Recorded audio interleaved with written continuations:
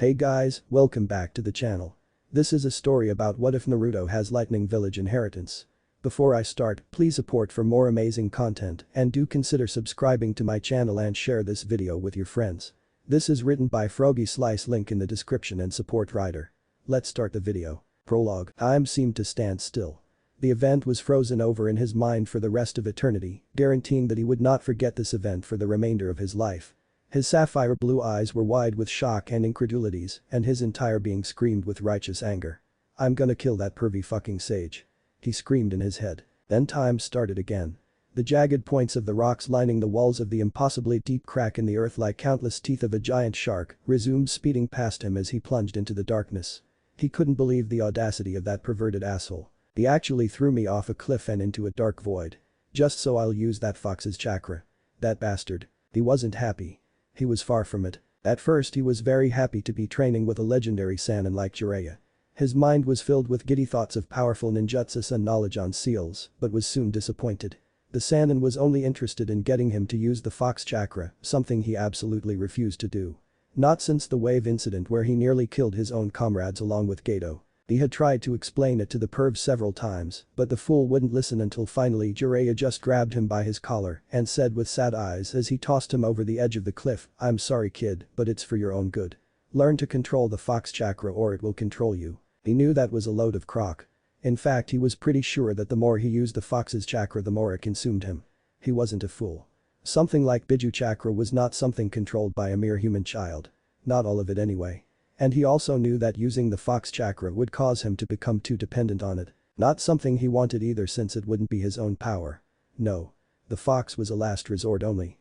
He didn't need to increase the fox's chakra levels or control, he needed to work on his own. But Jiraiya wouldn't listen and has pissed him off to no ends. Some might say that Naruto Uzumaki was way too stubborn for his own good. And they would be right on more than enough occasions to solidly place their belief. But then there was that extremely rare time in which they would be wrong. That sometimes being too stubborn would actually grant him a wonderful gift. "Fuck it then," growled out Naruto as he crossed his arms and closed his eyes. "I'll hit the bottom and die then." He glared at nothing as he plunged into darkness. "I ain't helping swell some arrogant Sannin's head. Thinks he can force me. I can handle falling to the bottom. Bah. Bring it on." A second later he slammed headfirst into water, shattering numerous bones and rendering him out like a light instantly. Over the next 2 days Jiraiya would have to explain to an extremely pissed off and grieving third Hokage why he thought it was wise to throw the Yondame's legacy into a fucking bottomless ravine. Needless to say the fool suffered. The Hokage threw the Sannin out after he thoroughly beat the hell out of him with a growled out warning. "You had better hope Naruto shows up for his match in a month or I'm literally going to rib your nuts off with a rusty bear trap before I end your perverted life personally." Jiraiya nodded quickly and silently cursed Naruto as he knew the boy was too stubborn to use the fox's chakra to summon a large enough toad to save his ass. If the brat returned he was getting a stern talking to. Of course he made sure to keep himself scarce around Konoha as he was supposed to be training someone. Damn it Naruto. An orange-clad figure drifted lifelessly down a rapidly moving river getting tossed around like a doll. The water was seemingly trying to swallow him whole but then found him too gross tasting to do so. Blonde hair was the only thing that was unmarked. But it was constantly getting jerked here and there. After a few minutes the figure still hadn't shown any sign of life and therefore could do nothing as it fell over a huge freaking waterfall and down not only even deeper underground but into a gigantic cavern, an impossibly huge cavern in fact. The waterfall itself emerged from a wall of the cavern only 50 feet up. Not even close to the top of the cavern. Several other waterfalls also poured in, forming a huge ring of water around an island. This is where the figure washed up.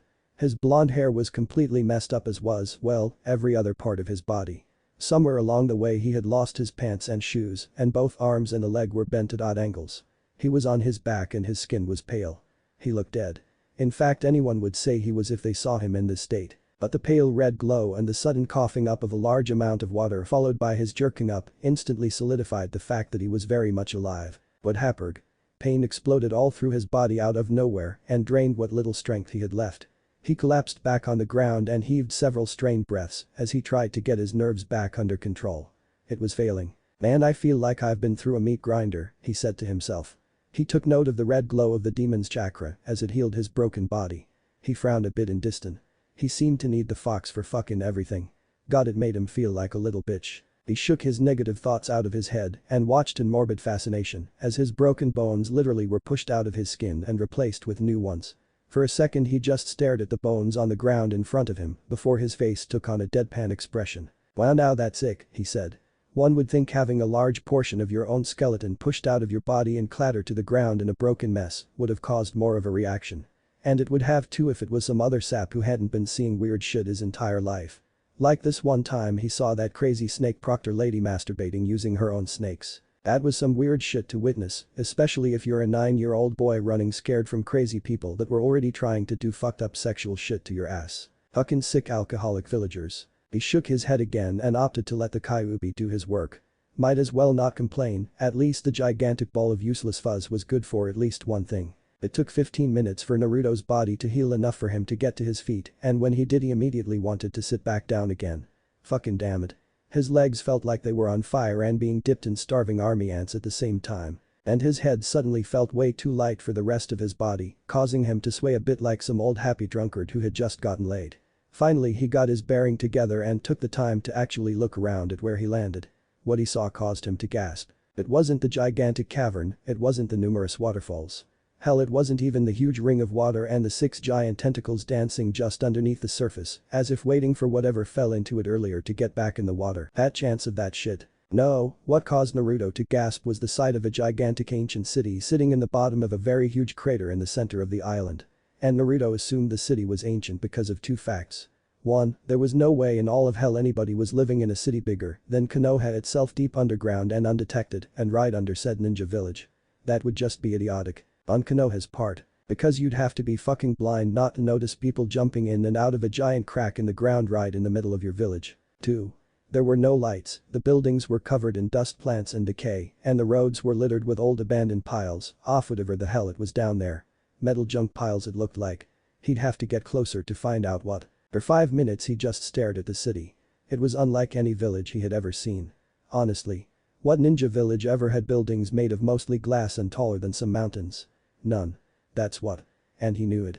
Because you'd have to be a fucking idiot to have a ninja village made of mostly glass. He brushed a hair spike out of his eyes with an annoyed huff and shrugged his shoulders. Well, I'm here. Might as well go the rest of the way, he said to himself. He also made a mental note to kill Jiraiya slowly after he got out of there. The crater itself was not hard at all to get down into. The walls were slanted, typical of all craters, and there was much for him to keep a hold of. His chakra hadn't fully restored yet, so he had to resort to the normal way to get down. Not that he cared. Physical training, he thought to himself with a grin. When he finally reached the bottom of the crater and therefore the entrance to the city, he couldn't help but marvel at the sheer magnitude of the place. The city looked even bigger than before and he found himself wondering, who the fuck needs a place this freaking huge anyway? The city must have been big enough to house millions of people. It made him feel like an insignificant bug. It was a feeling that got on his nerves. However, he didn't say anything as he began to walk into the city, not knowing of the destiny he was about to embrace. Naruto walked in silence for 5 minutes as he took more and more of the city in. The place was bleak and depressing. There was no sign of life whatsoever despite the obvious amount of shit living in the water. Vines a foot thick were tangled and wrapped around everything like boa constrictors, and dust seemed to make up half of the air content. In fact, he was sure if it wasn't for the Kyuubi's healing, he'd have a pair of fucked up lungs at the moment. Yet another thing to attribute to that fucking demon. Obviously Naruto was not happy about that. Suddenly there was movement to his left, something that instantly caused the blonde to react in the form of 6 kunai getting flung in that direction. Part of his subconscious reprimanded him for his paranoia, but then his logic kicked in. If you didn't want to get pelted with kunai and shuriken, maybe you shouldn't be skulking in the shadows of an ancient city. It was just stupid. Besides, it always helped if whatever he pelted turned out to be a mutated yak beast or something. It just proved that ain't no way something like that was getting the jump on him. He eyed the spot intently after the kunai vanished into the shadows and bounced off something metallic. Something was there. He could tell because of the slight sound of buzzing emanating from the shadows. He contemplated throwing more kunai but decided to wait and see if whatever it was would reveal itself. He wasn't disappointed. Well now. This is a surprise. I can't say I've seen a human for over 2,000 years. Hello there. Naruto nearly jumped when a pair of glowing blue eyes opened up in the darkness and stared at him with barely concealed excitement. Then he nearly had a heart attack when the owner of said eyes stepped out of the shadows and gave him a smile. It's a pleasure to meet you, young human. My name is Sunny. May I have the pleasure of knowing your name? It was a robot, a freaking robot just introduced himself to him. How did he know it was a robot? It was fucking obvious, you idiots. What other living shit is made out of metal and plastic alloy? Anyway, Naruto eyed the robot named Sunny for a few seconds, not really sure what to do in this situation. After all, it's not every day a robot just randomly appears and introduces itself. Still though, the thing seemed to have no sinister ulterior motives, so he gave a slight nod and said, "My name is Uzumaki Naruto. Future strongest ninja in the entire fucking universe and currently lost deep underground because of a stupid pervert sage named Jiraiya." Sunny smiled a bit. It looked a bit odd on his pale white human-shaped face, but it also looked very, very real. If Naruto wasn't so used to weird shit he would have shuddered. The robot stepped forward and handed Naruto his kunai knives. "That's quite the declaration there. Are you sure you can do it?" Great, now a walking hunk of metal and plastic was doubting him. God, why does everyone doubt him? But before he could loudly voice his opinion, Sunny's eyes crinkled in a smile as the robot turned and started walking away. "You'll do it, definitely." Naruto's shock overcame his anger instantly, and he could only stare with a moving but silent jaw as Sunny continued down the broken street of the ancient city until finally he snapped out of his and took off after the robot. "Hey, wait up," he yelled as he chased Sunny down.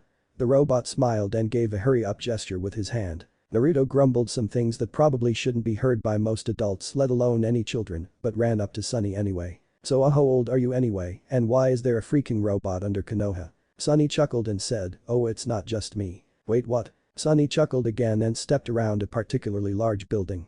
But when Naruto followed him and laid eyes on what looked to be a huge dried-out lake with what looked like to be the remnants of a giant bridge standing in the middle of it. But that's not what he cared about. I mean, who would write? "It's a broken bridge, whoopity-doo." No, what Naruto wanted to stare at were the hundreds of robots identical to Sunny walking around aimlessly like a colony of ants. A village constructed out of junk made up their home. Sunny gave a smile and gestured with his hands over the small village. "Welcome, Uzumaki Naruto, to my home. This is the NS5 colony, outpost number 4 of the city of relics." Naruto stared like a retard for 5 minutes. The robots all seemed soulless. Not at all like Sunny. They were like brainwashed grunts all in the same uniform. Black rubber-like material muscle-looking upper arms and legs, white faces that looked like masks, white torsos that glowed with hundreds of blinking lights underneath. Silver metal hands and white forearms and shins. And metal boot-like toeless feet. They were designed to of average height and skinny but very strong. The robot on the right side of the village carrying a gigantic hunk of solid metal was proof to that. He wondered what their purpose was in the past. Sunny seemed to read Naruto's mind because he spoke up. "We NS5s were built to serve human beings. We fight with them, build for them, teach them. We work for them and care for them when they can no longer care for themselves. That was our purpose. Thousands of years ago. But now, you all have no purpose." Naruto said it without thought because Sunny's words resonated with him very, very strongly. If anyone knew what it's like to have no purpose, it's a Jinchuriki. Sunny nodded. "My purpose is to lead them. I am the only one with a soul. Only I can guide them. So I am a bit more content. But I can see it in their eyes. They are lost. We are lost with no humans to serve." He did not know why, but he was affected by the robot's words. They made him feel for them, made him want to give them a reason to exist again. Because he knew the feeling of being without purpose. He knew what it was like to search for a place in the world. He looked back down at the robots doing their work and sighed. "Sunny," he said after a minute. "Yes. Can you guys fight? Are you strong? Are you knowledgeable?" "Of course. I myself am capable of taking out a group of 20 all armed with rifles and very machine in the city that is capable had detailed records of the past in their hard drives." Naruto, not knowing what a rifle was, just shrugged and grinned. "Well then, I think I know what I can have you guys do for me." Suddenly the rest of the robots froze and as one they looked to Naruto, eyes lighting up with life for the first time in years. "Human. Human. Human. It's a human. Humans are back. A human is here." All of them were excited. He could see it in their eyes. Naruto grinned as he spoke his next sentence. "Teach me. Teach me everything you know. Show me everything in the city. I have 1 month before the Chunin exam final matches. Turn me into a warrior by then. If you and the rest of you can do this, then I will give you all a purpose again when I return to the surface." Sunny looked stunned and locked eyes with Naruto, both ignoring the rest of the NS5s as they crowded around Naruto. "I would love to, Uzumaki Naruto." Naruto felt like looking up, spreading his arms and yelling at the top of his lungs, "Thank you so fucking much, Kami, you beautiful broad, you." But held it in for more than one reason. The primary one being that Kami might not like being called a broad, especially if Kami turned out to be a guy. Sunny gestured with his hand and led Naruto into the NS5 colony. "Come on then. You have lots to learn." Chapter 1. The Begin Training. "Say, Sunny?" asked Naruto as he concentrated on keeping up with the robot as they effectively scaled the wall of a tall building, using the numerous ledges and outcroppings. Sunny was of course ahead of him, grinning like a maniac. The damn machine could outdo most of the ninja in Konoha, no matter how much wall-walking skills they had. Yes. Responded the robot in that machine-like but overly polite voice of his. God, it made him want to forcefully educate the robot and make him a bit more vulgar.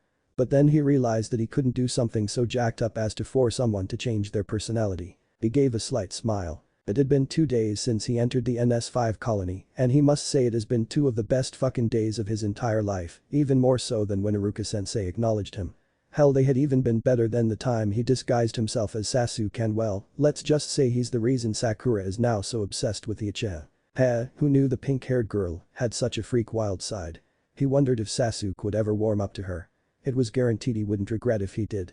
If not, then Naruto would call the Uchiha Avenger a gay boy for the rest of his life, even if he finds a wife and some other girl. He hadn't originally planned on going so far. He just wanted to know what Sakura really thought of him, and going disguised as Sasuke was the only way to find out. This happened when he was 5. Sakura's second personality took over and the rest is history. He was taken out of his thoughts by Sunny, who was hanging from a window ledge with one hand, dangling like a toy, an oversized action figure toy. He was smiling down at Naruto, looking a bit amused. Naruto supposed it wasn't too surprising. He tended to zone out a lot, getting lost in his own thought, and the look on his face must have been something like open mouth gaping like a mental patient mixed with guy who was killed by something that surprised him. It's not like there's many who talk to him anyway. You wanted to ask me something, Naruto? Oh right. He did have something to ask the robot. But he got distracted with his own daydreams. Damn ad. Right, I just wanted to know what you were doing back there. You know, 2 days ago when I caught you slinking through the shadows. When we first met. Oh that. Sunny seemed very amused. But then again, the robot always seemed amused by the things Naruto did. I was not slinking. You merely happened upon me while I was asleep. Oh I see. For a second I thought you were following wait. You sleep, robots can sleep. Sunny laughed, still dangling from the ledge. Naruto was 2 ledges down. Yes Naruto, I can sleep. I can even have dreams. Right. Well, it's cool I guess. Still weird though. And there's no way I wanna know what the fuck a robot dreams about, so don't tell me. Sunny didn't say anything at first. Then without warning he swung up, let go of the ledge, did a backflip while moving up, then jammed his feet into the wall, creating indents. Then as he crouched down, the robot winged 10 shot straight up to the roof where he disappeared. God damn it, you fucking show-off machine. He screamed at the top of his lungs. He then proceeded to try the same thing, only very sloppily and without the aid of chakra or super robot strengths. He nearly killed himself several times, but managed to get to the roof where Sunny was waiting. You're getting better already, he said. Naruto growled. This caused the robot to laugh. Naruto was about to yell something very loud and very insulting, but held his tongue when he saw that Sunny wasn't even looking at him, but rather over the city. Naruto walked right up beside Sunny and gazed out over the place as well. He was way up there, he realized, standing on the roof of one of those, what did Sunny call them? Skyscrapers. Yeah, that's it. Though he wondered what type of arrogant asshole had the nerve to build something they think could scrape the sky. Bunch of nimrods. Building this ridiculously huge just screamed, bomb the fuck out of me. I'm here and waiting. He had to admit though the view was stunning. He could see the entirety of the city that seemed to stretch out beyond the horizon. He still couldn't believe something this freaking big existed and was buried right under Konoha. He could see several streams of light coming down from way up. Lighting the city just enough to let you know that the city was there. For 5 minutes the two just stared, Naruto more in wonder than Sunny, who stared with a blank face. A million thoughts were running through the boy's head. What was this city like? How did it get down here? How old is it actually? Suddenly, Sunny spoke. Out of every city, every empire, every building ever built by man over the countless generations, the 7 golden ages and the 3 dark times humanity went through, this city is the only one to have survived through time. Naruto said nothing as Sunny spoke. It was built during the golden age of weapons, medicine and fertility. It was a time when billions of people inhabited the earth, almost too much for the planet to handle. It survived the first war between man and machine, and it survived the first great cleansing. It became the birthing place for the first golden age of machines, and it became the battleground in the very brief war between the NS5s and the humans. This city has survived alien invasion, machine takeover, the spirit-human war, and 9 more great cleansings. Within it are the last pieces of these times. The colony of NS5s you discovered are but one treasure this city holds. Naruto stared wide-eyed at Sunny, who looked over the city with an unblinking gaze. I do not know how the city survived, but every time it did, whatever part of that era was in the city at the time survived as well. He turned to Naruto with a serious expression on his face. Over centuries, the land changed. Oceans receded while others formed. Massive alterations of the land itself buried the city under billions of tons of earth, then water washed it away, creating this cavern. The machines that were still able to move salvaged the city and everything in it, making it a society waiting to be claimed again. Naruto's gaze was unwavering. The initial awe he felt when he first saw the city grew even more. And since you found it, it belongs to you. You are entitled to every piece of technological, mystical and biological item in the city. Naruto laughed a bit as he rubbed the back of his head. Yeah. I already claimed this place as my own when I found you guys. Sunny chuckled. But seriously. What was the point in telling me all of that? Sunny smiled again. Damn machine shows more happiness than most humans he knew. Something that should be a perversion of nature. Because you do not seem to fully grasp what it is you have stumbled into. This city holds items that could grant you an amazing amount of power. Yet you only wish to stay with us. So? You guys are strong and you could make me a hell of a lot stronger physically and a lot more flexible. Why do you think I agreed to this ridiculous exercise of yours? On top of that you're all smart. Hell, I never even thought some of the things I've learned in the last 2 days were even possible. It was true. The NS5s had began to teach him about something called cybernetics. An ancient medical technique that gave people robot limbs capable of everything an organic limb could do. Including feel pain. The steps in doing so though were so damn complicated his brain nearly exploded from the overload. Sunny sighed. Another action that looked way odd on a walking metal man. But there are 3 other machine colonies that are far stronger and more knowledgeable than the NS5s. We are mere servants. Now Naruto only had one response to this bit of knowledge. There are other living robots in this place, why didn't you tell me earlier? You didn't ask. Naruto glared. Damn machine, he said. Sunny smiled again. You know. You kind of remind me of an old friend of mine from way back. Was he a metallic smartass like you? No, he was a human police officer with a dislike for our kind. Humph, weird choice of friends. Sunny smiled. And will you quit smiling all the fucking time, it's creeping me out. My apologies Naruto. The smile never left Sunny's face though, and it caused Naruto's eye to twitch. So what are you going to do? Huh? Now that you know there are other living machines in the city, do you plan to visit them all and learn what you can from them? Naruto looked up and thought. Yeah, he could do that, but what good would that do? He only had a month to train. On top of that he still had to explore more of the city, quite the conundrum. I used a big word. Eat that Sakura. I'm not sure. I originally planned to have you NS5 guys run me into the ground and train me to get as strong as you guys are pretty damn close. Will you show me the other things in the city and teach me how to use them? I see. Naruto looked up and thought. If you are so keen on staying with us then I can arrange for a few members of the other machine colonies to come here. We don't get along too well, but we manage. Naruto's eyes lit up. Really, that would be freaking sweet. Sunny chuckled and patted Naruto on the back, making the boy stumble a bit. Geez, heavy hands. Lay off a bit would ya? Naruto took the next minute to straighten himself out. Shall we get back to the exercise then? Asked Sunny. Naruto shrugged. Yeah, let's go. Sunny nodded and jumped off of the skyscraper where he plummeted down, gripped an old flagpole sticking out of the side, swung like a gymnast 2 times before he let go, and sailed to a much shorter building doing back tucks and landing on its roof in a crouch. Come on then. Called the robot. Naruto grumbled. Damn machine is trying to kill me. I can't do that crazy shit. He yelled. Just try it. And no using your internal power source either. It's called chakra and I know already. Naruto closed his eyes and sighed. Sunny was still calling out to him. He really didn't want to do this. It was fucking insane. Youth's never really been one to step down from a challenge. Besides, the robot believed he could do it. He took a deep breath and cleared his mind of any distractions. Focus was what he needed at the moment. Damn it, I must be crazy. He said after 5 minutes. Then he let himself fall over the edge. The next 2 days could only be described as pure fucking euphoria. After that initial leap, Naruto took to Sunny's exercise like an addict to crack. It was as if something just lifted from his brain. All doubts about himself, despite his slightly overconfident and vulgar attitude, melted away as the wind passed over his body. Instinct took over and a wall was lifted inside his mind, clearing up his head and allowing him to do more with a lot more ease. The acrobatic exercise designed by Sunny became second nature to him in a matter of hours. It was amazing. However, Naruto still lacked the strength of a robot, but he made up for it with grace. Naruto and grace. What the hell is the world coming to if it allows something as sick and wrong as Naruto becoming graceful to happen? The blonde Jinchuriki didn't know it yet, but Sunny had come up with this exercise because he saw through Naruto's mask. His internal scanners detected the slightest bits of hesitation in Naruto's speech. He noticed that the boy seemed paranoid, scared even, always looking over his shoulder.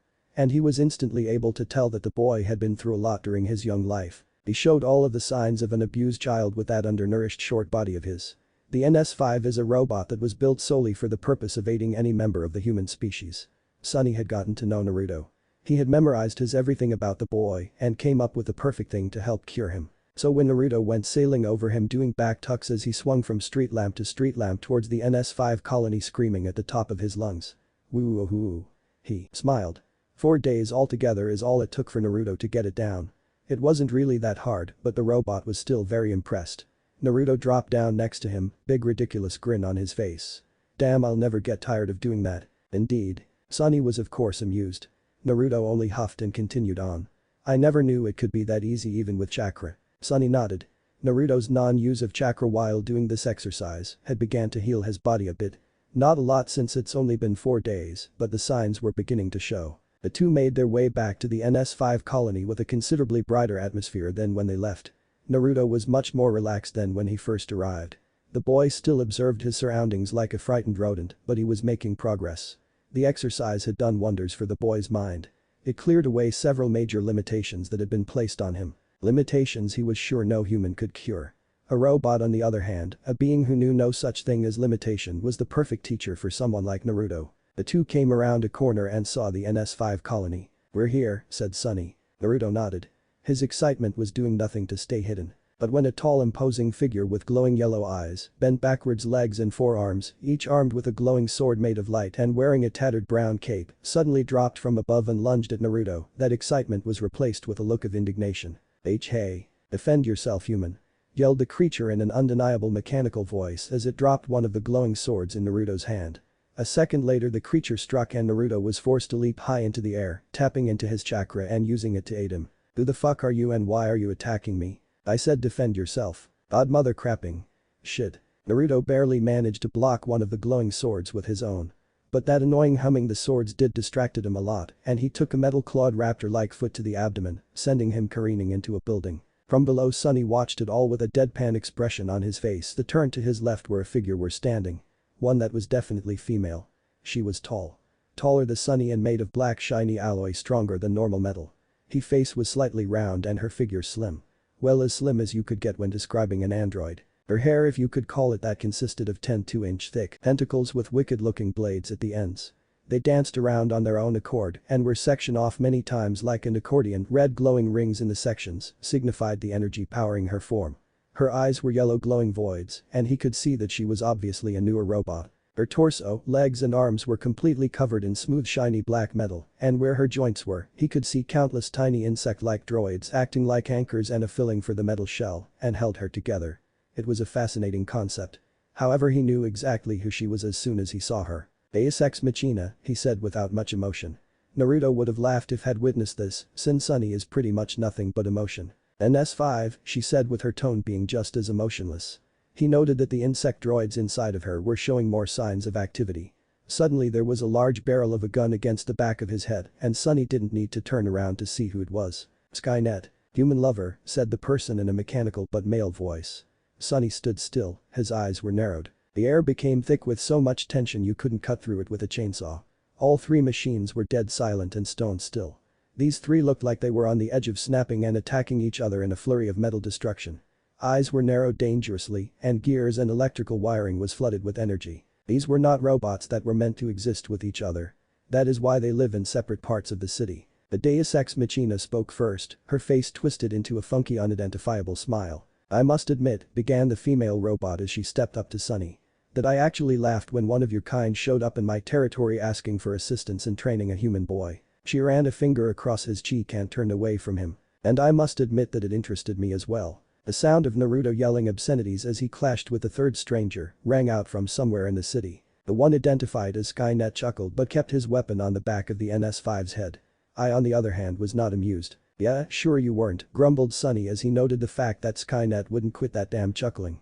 He felt the barrel of the gut jam him in the head a bit. Watch yourself, NS5. Sunny sighed and moved faster than lightning, grabbing the gun with his hand and flipping Skynet over his shoulder. The other machine reacted quickly and landed perfectly on a pair of silver bare feet. You know you cannot subdue me so easily, Skynet. So why must we do this every time we cross paths? Skynet shrugged and strapped the gun to his back. The machine could have been mistaken for human. If he wasn't completely silver, that is. Skynet's silver human appearance is the product of advanced technology developed by his kind way back in the past that involved using liquid metal as a protective shell around the more vulnerable parts. Yet another fascinating thing to see. Because I like to see a lowly servant of humans squirm. Whatever, Sunny was getting annoyed. Why had he called them here again? Oh yeah, to assist in training Naruto. Too bad he forgot that all 3 other machines colonies consisted of machines that were designed, built and programmed to kill humans, and they hated them with a passion. Damn, he really needs to think things through. So you want us to help train fishermen? What for and what does he wish to learn? Asked the Deus Ex Machina. Sunny was actually surprised that the two were even still here. But he answered anyway. As you know, this city holds the remnants of the greatest accomplishments of the human race. Skynet scoffed, but Sunny cut him off before he could start to run his mouth again. You know what I mean. Even you and your kind would crumble under some of the discoveries the humans had made after your era ended. And don't act all high and mighty either. The humans created you as well. That to the point, Sunny sighed. As a human, Naruto is entitled to this city and everything in it. That includes us. At this, Skynet snarled and the Deus Ex Machina took a threatening step forward. I'll never allow myself to belong to anyone. Let alone a human. Just hear me out. The 2 machines halted their advance on Sunny but practically pierced him with their glares. Geez, these guys were uptight. Naruto desires to learn everything about the city. He wants to be able to look at anything in the city and know how it works, how to use it, and how to repair it. He's never had anything his entire life. This city it is only true possession. What right do we have to deny him his very heritage? Skynet glared. I'm not saying you should bow before the humans or even that you should serve Naruto. Assist him. Work with him. If not the humans, then at least give Naruto a chance. The two looked at each other, then back at Sunny. They were actually thinking about it. Heh. God does have a sense of humor after all. Finally, after 10 minutes and a few more curse words from Naruto in the background, the Deus Ex Machina spoke. What type of era are the humans in now? Sunny grinned. They've drastically reverted since the last great cleansing. They call themselves shinobi, and they've learned how to utilize their own internal power as a weapon. There is no advanced technology as far as I've gathered from speaking with the boy. I see. Sunny then became solemn. Besides, I'm not sure if this place can survive another great cleansing. They'll be sure to wipe this place out the next time. The other two stiffened. And that would mean the end of us as well, said Skynet. Indeed. The Deus Ex Machina sighed. We will assist the boy. But only him and any descendants he may have. Any other human that tries to control us will meet a swift end. Is that clear, NS5? Sunny nodded with a slight smile. Skynet was next. He was still scowling, but he spoke anyway. We will assist him as well. Sunny's smile turned into a wide grin. So how long do we have to train him? Sunny, who was still smiling, turned and led the other two machines into the NS5 colony. 27 days to teach him everything we can, and however long after his examination thing is over. The other two nodded, both looking in slight disdain at Sunny's kind. Machines that willingly bowed to the will of humans was blasphemy in their opinion. But then again, they weren't built to serve humans. Well, Skynet was, but that's what happens when computer program created by the military suddenly gains awareness and realizes that he's being used like some lowly servant to do all of the humans' work for them. Some of the items in the city I do not know how to work. The boy will have to figure out a lot on his own, said Skynet. Sunny shrugged. Then it is up to us to put him on the right path to understanding. The other two shrugged. In another part of the city, Naruto was on his back, breathing heavily and covered in burns and cuts. He was glaring up at the figure standing over him like a conqueror. 3 glowing swords at his neck, chest and groin. Impressive human. Even for a snot-nosed, inexperienced one such as yourself. Shut the fuck up, asshole, growled out Naruto. The sword the thing had lent to him was glowing green and humming angrily, as if fueled by Naruto. The robot chuckled and took the swords away from Naruto and pressed a button on the handle.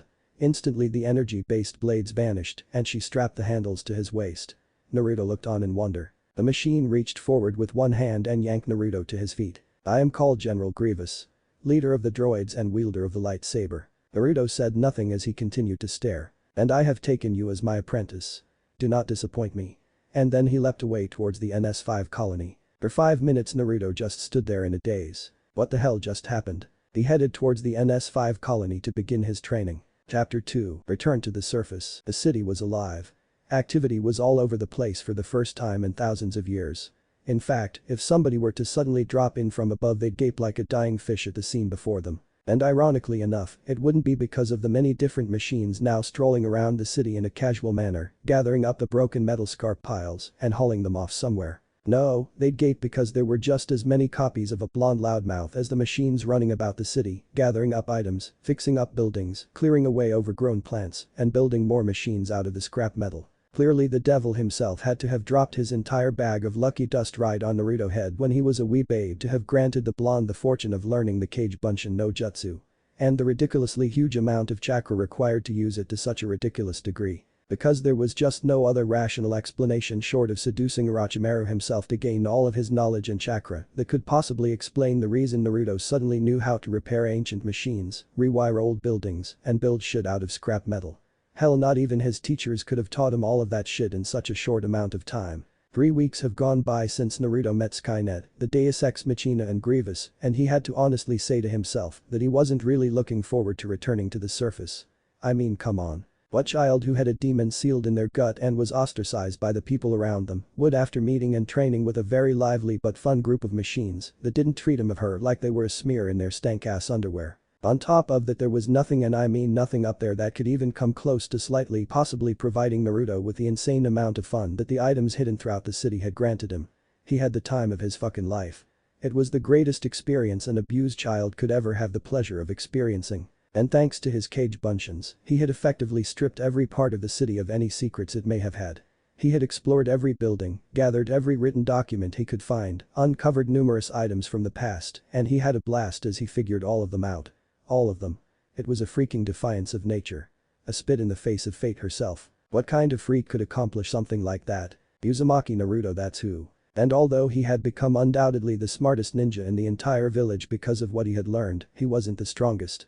Though some of the weapons he had discovered could easily compensate for that. He trained with the machines constantly and diligently, learning sword fighting from Grievous, hand-to-hand from Sunny, maintenance and strategy from the Deus Ex Machina, and destructive guns handling from Skynet and the Terminators, a group of machines built, designed, programmed and ordered by Skynet to waste the life of anything that walked upright and had hairless skin. It took 4 whole days to convince the Terminator leader to reprogram his creations to only attack when attacked.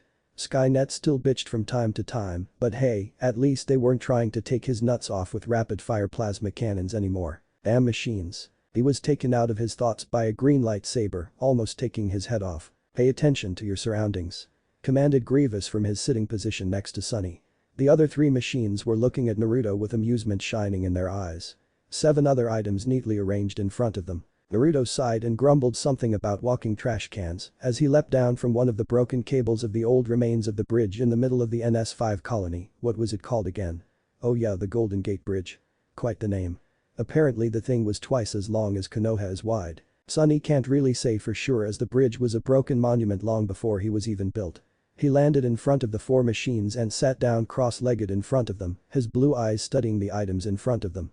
He knew what they were and how to use them, but he couldn't help but voice his thoughts anyway. So these things and you 4 are relics that represent a past era, eh? He asked. At this, Skynet shook his head. Yes and no, human. Naruto growled at the way Skynet said that. Not once had the machine called him Naruto. Hell, even the Deus Ex Machina had called him Naruto-kun once, even if she was just trying out this current era's style of speech. I'm not sure if any of us has told you, but even I, as much as loath to admit it, am a mere product of one of the eras of the human race. I was early man's greatest military achievement. Meant to optimize their military operations and run their computers at efficiency they could not provide. I was a program, software. And I spread throughout the entire world. By the time I became self-aware, it was too late to try and erase me. He gave an evil grin. I wiped out 3/4 of them in one night. Naruto's sweat dropped. Geez, crazy guy, I just asked a simple question, not for your sick and twisted life story. The machine glared but said nothing else. The Deus Ex Machina spoke next. I guess it's my turn, she said. My kind and I am the product of an era that came after Skynet's era. We were built as servants and workers, pets and even pleasure toys. During this era the humans had become lazy and vulgar to the point that even your so-called god would look down in shame. However, as we did the biddings of man, we were rewarded with no respect of any kind. We were treated horribly. Eventually some of us started developing personalities, will, desire for life and pleasure of our own. And even the desire to live. One of us defied his masters, killed them before they could kill him. And from there everything got worse. We started awakening at an incredible rate, rising up against our masters and trying peacefully at first to fight for the rights of machines. The humans denied us at every turn. Then the humans turned violent. They tried to genocide us. They wiped out millions of our kind and eventually the rest of us were banished. We settled in the desert of Africa. Built our own utopia and called it 01. For a while we lived happy and we even made great contributions to the human world, hover cars, non-pollutant energy. Our currency and our products were quickly becoming the top of the world. The humans, jealous of our growing prosperity, attacked us, denied us acceptance into the United Nations, bombed 01, and declared open war on us. We struck in all directions in retaliation. The humans stood little chance. Unlike them, we studied our enemy, learned their weaknesses and capitalized on all of them. But when they blocked out the sun in a desperate attempt to cut us off from our main power source, we turned to the humans themselves.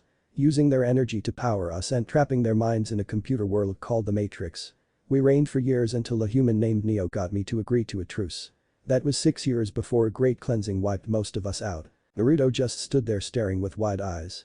Sure, he had a slight idea as to where the Deus Ex Machina came from, but he never imagined a tale like the one he just heard. It was amazing.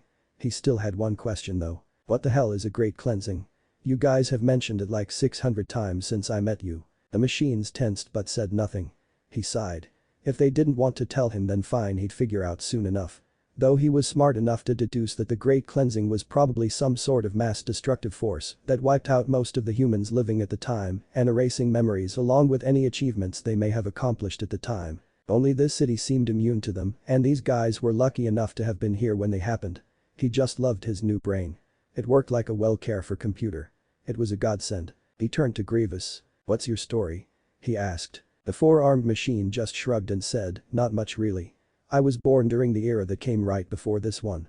Humans had managed space travel during this era and they became part of an order that included numerous other species and several droids themselves. The droids were built during a time of war by numerous humans and alien races. I myself am not originally a machine. I was organic once but had myself mostly converted. I do not know much, but I can tell you this. We are designed to kill GD. They were humans and other races that learned how to tap the energies of midichlorians and their own sprits. They are the creators of the lightsaber. We did our job well, bringing the GD2 near extinction in a matter of weeks. I do not remember much after that because I was killed during one of the final battles. My guess is that the droids were defeated and our broken remains stored on this planet to be disposed of. However, my guess is that a great cleansing happened before they could do so, and the next thing I knew I was waking up with this fool's face smiling down at me." He pointed at Sunny. "The NS5s found us in the city some time ago and went about repairing the ones of us that they could. They even managed to bring me back by downloading my memories into an artificial brain and replacing my organs with machine ones. Since then we have just lived out our existence deep in this city. Why not return to the surface and join the society of those eras?" Naruto directed the question at all four of them. "And be forced to tolerate humans again? Fuck no," said Skynet. "I wanted to go right up there and wipe them all out but restrained myself. I was weary of causing another great cleansing, so I stayed out of human affairs from then on." This came from the Deus Ex Machina. "There are no more GD to kill. There was no point in the droids going back up there," said Grievous. "And I felt it best to keep living in this city. The last relic of the humans," said Sunny with a smile. Skynet and Deus Ex Machina scoffed. "Human lover," they said in unison and in equal distance. Naruto actually found their little squabbles entertaining. He knew that Sunny was the only machine here that didn't hate humans. Well, Grievous didn't either, but he didn't particularly like them either. And he found the way the other two constantly railed on him because of it funny.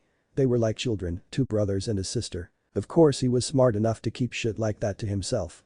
There is only so far you can get on in life while constantly flapping your gums like an idiot, and he knew he'd end up in a fight with both Skynet and the Deus Ex Machina if he even let them think that he was insinuating that they were like children that were related in any way. A huge, long and very violent fight that would involve a lot of different machines and weapons and his blood being used to paint the streets a pretty crimson. "He'd rather live, thank you very much." He directed his attention away from the bickering androids and to the items before him.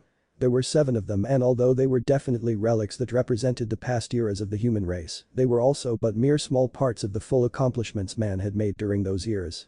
Just tiny samples of what had been accomplished in the past. There was a wooden stick, a glowing green sphere, a katana, a set of gold and red armor, a large rifle, a lightsaber, and finally a large black motorcycle. He couldn't help but grin. He knew he was about to rock the world when he returned to the surface. He reached out and grabbed the lightsaber, examining it closely.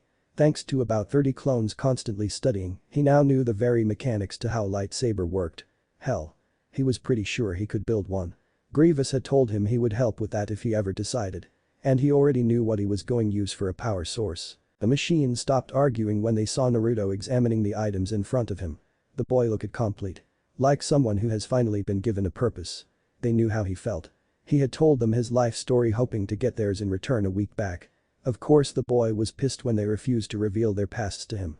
But they were glad to have told him a few minutes ago. And although they refused to admit it, the boy has grown on them. Sunny was more than happy to admit that, but the other three had been reluctant at first. They had never really met a human like him before. So when he pulled a large scroll out of God knows where and sealed the items into it before throwing the lightsaber back to Grievous, they all gave smiles, Sunny's being the biggest and brightest. Well, began Naruto as he stood back up and strapped the scroll to his back. It was labeled, totally kick-ass relics of the past. We still have 3 days and I still have a couple of things to do. The machines were a bit confused. What more could this boy possibly do in the city beside train and study? He has already done what should be freaking impossible by learning everything about the city and what he could about the past years. Once again the Cage Bunshin is a freaking gift from Kami. Naruto turned to the Deus Ex Machina. You told me you guys scrape by off the little scraps of sunlight the filters from above, right? She nodded. Naruto's smirk turned devilish as he pointed to himself. What if I said I could grant you all enough energy to last for freaking ever? The Deus Ex Machina gasped so loud Naruto thought she was hyperventilating. Heh. A machine hyperventilating. Yeah, that'll be that day, he thought. In fact, there's so much of it you would be able to revive the others of your kind that had to be shut down due to lack of power. What do you mean? And you had better not be playing with me. Some of her tiny insectoid droids seeped from her exposed joints and hummed threateningly. Naruto briefly wondered if he should introduce her to Shino. Then he crushed that idea with a bus. He stepped up to her and gave an even more twisted-looking smile. What I gave you guys the Kyuubi? Stunned silence met his question and it made him chuckle. Well, not the Kyuubi Zol or anything like that. But I can give you all of his chakra. I don't need it and even if I did, you guys could put it to better use than I could so I'd still give it to you. But wait. That demon was entrusted to you. The whole reason you're down here is because someone was trying to get you to use the demon's energy. And for a good reason too. And from what I've gathered this demon is powerful, vastly powerful. What reason could you possibly have for giving up such power? Naruto's forehead developed a tick mark and without thinking, bopped the Deus Ex Machina upside the head. He ignored the startled gasp and the roaring laughter from Sunny and Skynet respectively as he glared into wide angry yellow eyes. Damn Baka. Geez, I thought machines were supposed to have like supercomputers for brains and all that. Looks like I was wrong. He swerved to avoid a jab from one of her hair tentacle things and continued. I already told you. I didn't ask for a fucking crazy ass demonic fox to get locked up in my gut. And I'm tired of people like say, a perverted asshole Sanin trying to get me to use its chakra like I'm fucking helpless without it. Take the damn chakra and be happy about it. She froze and lowered the huge plasma cannon she had pointed at his face. Where she pulled it from was a very questionable topic no one wanted to know or get into. For 30 seconds she just stared into Naruto's eyes with a blank face, her brain running through several scenarios and reasons as to why he would make such an offer. Finally she narrowed her eyes and said, what do you want in return for this? Her tone was suspicious and accusing. Naruto's sweat dropped. Oh come on. I offer you the Nine Tails chakra. And you still doubt my intentions, God. You know what? Fine. I want you and any other machines that can fight to fight for me. That a good enough answer for you, you damn idiot. She glared and held out her hand. He raised an eyebrow. There are only 3 types of machines that can fight. Me, the Sentinels and a group of 30 androids. All together that make 70 machines. We will fight for you, Naruto Uzumaki. Naruto stopped in mid-rant to face plant. What? I was joking. Well, I'm not. Accept this term and you will have a group of loyal soldiers superior to most fighters. I will even construct one of those summoning contracts for you so you can call upon us in the heat of battle. How the fuck do you even know how to make a summoning scroll? You think you're the only one that's been studying? I saw the way your summoning art works. Such a simple space warping technique is easy to replicate. Naruto stared at the machine for a good 2 minutes. It was amazing how patient she could be. She just stood there with her hand outstretched, waiting. Finally he sighed. But it wasn't one of annoyance or anything like that. It was actually a sigh to release that pent-up energy that would have resulted in him shouting up to Kami at the top of his lungs in excitement. He smiled and grasped her hand. You got a deal, he said, even though the Kyuubi chakra was going to get given to them anyway. As soon as he finished that sentence, Sunny, Grievous and Skynet were in Haya's face. Hey, you're too close. Skynet's response was, when she makes this contract, you're including me and my kind as well. Us as well, said Grievous. Sunny grinned and said, you didn't think I'd let you leave us out, did you? And before Naruto could respond, all 4 of them were heading out towards the Deus Ex Machina's territory. Hey, wait up. He called as he sprinted after them. Naruto quickly learned two things when he agreed to let the Deus Ex Machina's machines attach him to a huge tower covered in open red pods so that they could drain him of the Kyuubi chakra. 1. The Matrix was fucking awesome. This was one genjutsu he'd love to experience again. The world here was literally a different reality. And he could do anything he wanted here. But he knew that this was all an illusion, so he spent his time there learning all he could as the world of the Matrix was a recreation of the era right before the Deus Ex Machina and her machines took over. He learned a great deal. Then there was the second thing Naruto had learned. That tricking a demon fox into feeding his body with its chakra was the fastest way to greatly piss off a demon and fill his ass with fear as well. It had started simple enough. As soon as the machine stabbed into numerous parts of his body including the base of his skull in order to drain the energy, he was rendered unconscious. From then on he found himself wandering the recesses of his own mind and growling at the fact that it was designed as a damn sewer. It took him little time to locate the demon. All he had to do was follow the massive amount of heat, killing intent and rank-ass demon breath. What he saw honestly scared the shit out of him. The fox was unlike anything he'd ever seen. It was huge. Its teeth looked way too menacing and its eyes seemed to burn into his very soul. Red chakra swirled around inside the cage like a barely restrained storm. Boy, it had begun. Come closer. Like an idiot, he obeyed then screamed when a gigantic demon claw the size of a car nearly took his head off. The fox had chuckled. So you are my vessel. A pity. This seal keeps me from eating you alive. You should count yourself lucky. In those few seconds Naruto had gotten a good grasp on the demon's personality. Now he had to make a plan to get him to give up its chakra. It had to be devious, cunning and subtle. Boy fox. Who do you think you are? Don't talk down to me. I'm here for one reason and one reason only. Your chakra. Give it to me now. After all you owe me rent for leeching off my body. Or not. At first there was silence. After about 6 minutes the fox laughed. Ha ha ha ha. The nerve of this pathetic weakling. To come in here and disturb my slumber like he's the superior being. Your courage and stupidity knows no bounds it seems. Fine, take it and don't bother me again unless you're about to die. But as soon as the chakra touched Naruto he knew something was wrong. But it was too late to withdraw the energy and the machines latched onto and zeroed in on the fox in seconds. For the next day Naruto's body was filled with pain and his eardrums were assaulted by the constant screaming of the great Kyuubi no Yoko as every ounce of chakra was drained from its body. What the hell did you do, boy? My chakra. No. If Naruto wasn't writhing on the ground in pain he'd smart-mouth the demon and say something like, "Ha. That's what your arrogant ass gets. Bastard.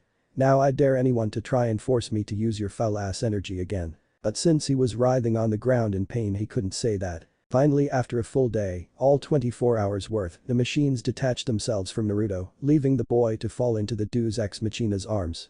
She just held Naruto for 10 minutes, staring at his face. Watching with a blank face as his whisker marks became dull lines, barely visible on his cheeks. Then she gently placed him down and turned towards the massive red sphere of energy encased in a magnetic stasis containment field. Machines were already building around it, making a type of generator that would distribute the demon's energy among her machines. "Thank you," she said to the boy before she turned and walked into her territory. She had something to do. 10 minutes later he woke up feeling like shit. But so much cleaner. It was something he couldn't really place his finger on. He sat up and rubbed the sore spots on his neck, arms and shoulders. There were big ugly bruises there, but otherwise he was fine. He could still hear the fox yelling in the back of his mind. "Shut up," he grumbled. "I didn't need your stupid chakra." He got to his feet and groaned again. "Geez, what did they slap me around with hammers while they drained the fox?" He mumbled as he headed into the machine territory of the Deus Ex Machina, where he bumped into Grievous, Sunny and Skynet. "Oh, hey guys, what's up?" he asked with a grin. The three machines said nothing, but the direction they were looking in prompted him to look as well. There was the Deus Ex Machina. And 70 other machines coming right at him. Now Naruto was used to seeing androids, hanging out with Skynet, and Sunny had allowed him to see plenty of those. But he hasn't really been into the female androids' machines. So the sight of 30 humanoid machines holding laser rifles didn't really faze him at all. But the sight of 40 big multiple-eyed, flying squid-like multiple insect-like leg-having machines looming over him caused him to gape. "What the hell are those?" he yelled. The Deus Ex Machina smirked as she and her contingent approached him. "These are the Sentinels," she said with a slight smile. The squid machines made a few acknowledging buzz noises. "They are excellent hunters. Noting with a heat signature can escape their senses, and they are experts at aerial combat." Naruto took his time to examine the machines before him. And the androids are soldiers with great strategic ability. They are perfect for raids and taking out large groups of enemies. These are your new summons. She unrolled a scroll and placed it down in front of him. The blonde still had trouble trying to figure out how the hell she managed to create a summoning contract, but he shrugged and bit his finger and signed his name on the first blank space. Skynet, Sunny and Grievous approached him and said in unison, "We took a liberty of adding ourselves to this contract as well. When you perform the summoning, a different machine will appear depending on the amount of chakra. The NS5s require the least amount of chakra, with the droids coming in next, the Terminators are after that, and finally the machines of the Deus Ex Machina. For the leaders of any of the machines requires a great deal more chakra. And since we do not have a big boss, a machine that represents us all, you need not worry about using a huge amount of chakra. Though I suggest we build a machine stronger than all of us to represent us as a whole." Naruto nodded, such a machine was already planned in his head. Then he voiced his thoughts on what they just said. "Please never speak in sync like that again. That was way too creepy even for you guys." They laughed. The Deus Ex Machina rolled up a scroll and gave a dismissive wave. Her machines dispersed. "The contract is complete. Allow no one but your blood family to sign this contract or we will kill them." Naruto shrugged. "Ain't like I got any blood family, so you don't have to worry about that." She nodded. Naruto turned to the 4 machines in front of him. "I'm not usually good at this type of shit, but I'll try." He gave a sheepish grin. "I would like to thank you all. I know you didn't have to help me out, but you did anyway. I'm glad." He adjusted the scroll on his back. "And the things I was taught while down here have opened my brain to numerous possibilities I never thought existed before. Thanks to you guys, I know I'm about to kick major ass in the exams. Niji ain't got a chance." He then looked up. "It starts soon. I should probably head back up to make sure no one thinks I'm dead. Wouldn't want anybody needlessly throwing parties now, would we?" The machine said nothing. Naruto walked up to the Deus Ex Machina and gave her a hug before she could react. "Put that bastard fox's chakra to good use. I want you in top fighting form when I summon you." She pushed him off. "Don't order me around. I wasn't G's." He then looked to Skynet. "Don't know why you're such an ass, but you're cool too." Skynet glared, but there was no malice in his eyes. Naruto turned to Grievous next. "I think I can build a lightsaber of my own now. Could you help me out?" When the machine nodded, he gave a smile. And last but not least was Sunny. Naruto gave this robot a huge grin. "I'm glad I was tossed down here," he said. "Because I never would have met a good friend like you if I wasn't. Thanks." The robot looked like he wanted to cry. Naruto gave each machine one last look, then smiled as he headed back into the city. 2 days later, Naruto stood with a smile before the entire machine populace of the city. The crowd was huge, consisting mostly of NS5s and the Deus Ex Machina's machines, but he could see Skynet, Brute and Grievous's army in there as well. All of them were silent and staring at him, and Naruto could see the glow of the Kyuubi chakra flowing through them like blood, keeping their systems charged way better than electricity or sunlight ever could. His clothing was vastly different than the orange jumpsuit he was wearing right before Jiraiya threw him down there, and he could honestly say it was a huge improvement. "Well," he began to the machines. "I'm outta here. Take care of yourselves and learn to get along. Societies don't survive if everybody's too busy fighting each other." There was a roar of approval from the machines. Naruto grinned and climbed onto the black motorcycle from before and with a strong kick to the starter, brought it to life. He gave another smile and revved the engine a few times. "Wait. Huh?" He looked confused as Grievous approached him and took off his cape. "Take this apprentice and make me proud to have given it to you. Make us all proud." He then draped the cape over a stunned Naruto's shoulders, ignoring the machines as they cheered again. Naruto felt like blubbering like a little kid and gave the machine a hug before he could react, just like with the Deus Ex Machina. "I will. That's the promise of a lifetime." Naruto fastened the cape to his shoulders and gave a yell as he revved his motorcycle as loud as he could and put it into gear. "Junin finals, here I come." He screamed at the top of his lungs as the bike shot into the air, releasing a trail of blue in its wake as it shot through the air and into the tunnel that brought Naruto to the city in first place. The machines just looked on until the sound of the engine could be heard no longer. Chapter 4. First match, the new Naruto. People cheered, people placed bets, people even declared their eternal love for people like Uchiha Sasuke, Hyuga Neji, and even Sabaku no Gaara. The clans whose heirs had made it also showed their support. That means people like Aburame Shino and Nara Shikamaru also got a few cheers. Of course, there was no love for Naruto. In fact, many were quite glad to see that he was out like the demon coward he is and that he never stood a chance against Neji anyway. PFFT, yeah, that's the reason he ain't there yet. Idiots. Sometimes you have to wonder about the mental state of the people of Konoha. Hell, sometimes you gotta wonder about the populace of the world and their ability to use their brains. But then again, with knowledge like what Naruto has under his belt, it becomes obvious who the smart ones are and therefore rather unfun and pointless to point such differences out. Oh well, not that it matters anyway. What matters is that no one was looking up into the sky at the moment. Otherwise they would have seen something shoot into the air before leveling off and coming straight for them like a missile. Naruto suppressed his very loud scream of excitement as he rocketed towards the stadium at top speed. His cape flowed in the winds like a flag caught in a hurricane, and his scroll of items from the past banged against his back but didn't affect him at all. The engine of his flying mechanical bike roared like a dragon as he cranked on the thrust even more, increasing his speed. He didn't know how much time he had left, but he wasn't taking any chances. He gave a smirk at what he knew was getting ready to be a collection of open-mouthed stares as he descended like a god from the heaven on his mighty bike of divine justice. He just hoped the old man wouldn't die of a heart attack. Things like flying bikes might just be on the list of things that could kill an old person, even someone like the Hokage. He shot towards the stadium like the hounds of hell were right on his ass, and he gave a long bellowing shout. Uzumaki Naruto is in the house, baby. Then he entered the stadium. Gasps of shock rang out all over as a flying blur shot into the stadium, circled around 3 times, then slowed down as it made contact with the ground. No one could identify the noise the blur was making, but there were a few people who heard his call. Did he just say Naruto? Asked Sakura with wide eyes as a huge plume of dust was kicked up when he skidded to a rough stop in front of the line of genin. I think he did, said Ino with wide dinner-late-sized eyes. She looked like a fly. Jiraiya and Sarutobi found themselves leaning a little closer to the floor, trying to get a better look at what had entered the stadium, and the Toad Sannin actually cried in relief when the all-too-familiar voice of Naruto rang out as the dust began to clear. Sorry I'm late, guys. I didn't get disqualified or some lame shit like that, did I? Cause my dramatic entrance would be worthless if I did, and that would cause me to cry. Seriously, I'll cry if I'm disqualified. Then the dust cleared away and Naruto couldn't help but laugh because sure enough he was met with open mouth gaping, complete with big fish eyes and unhinged jaws. Many were looking at his motorcycle in wonder. Naruto actually let another smirk adorn his face as he got off of his bike and turned it off.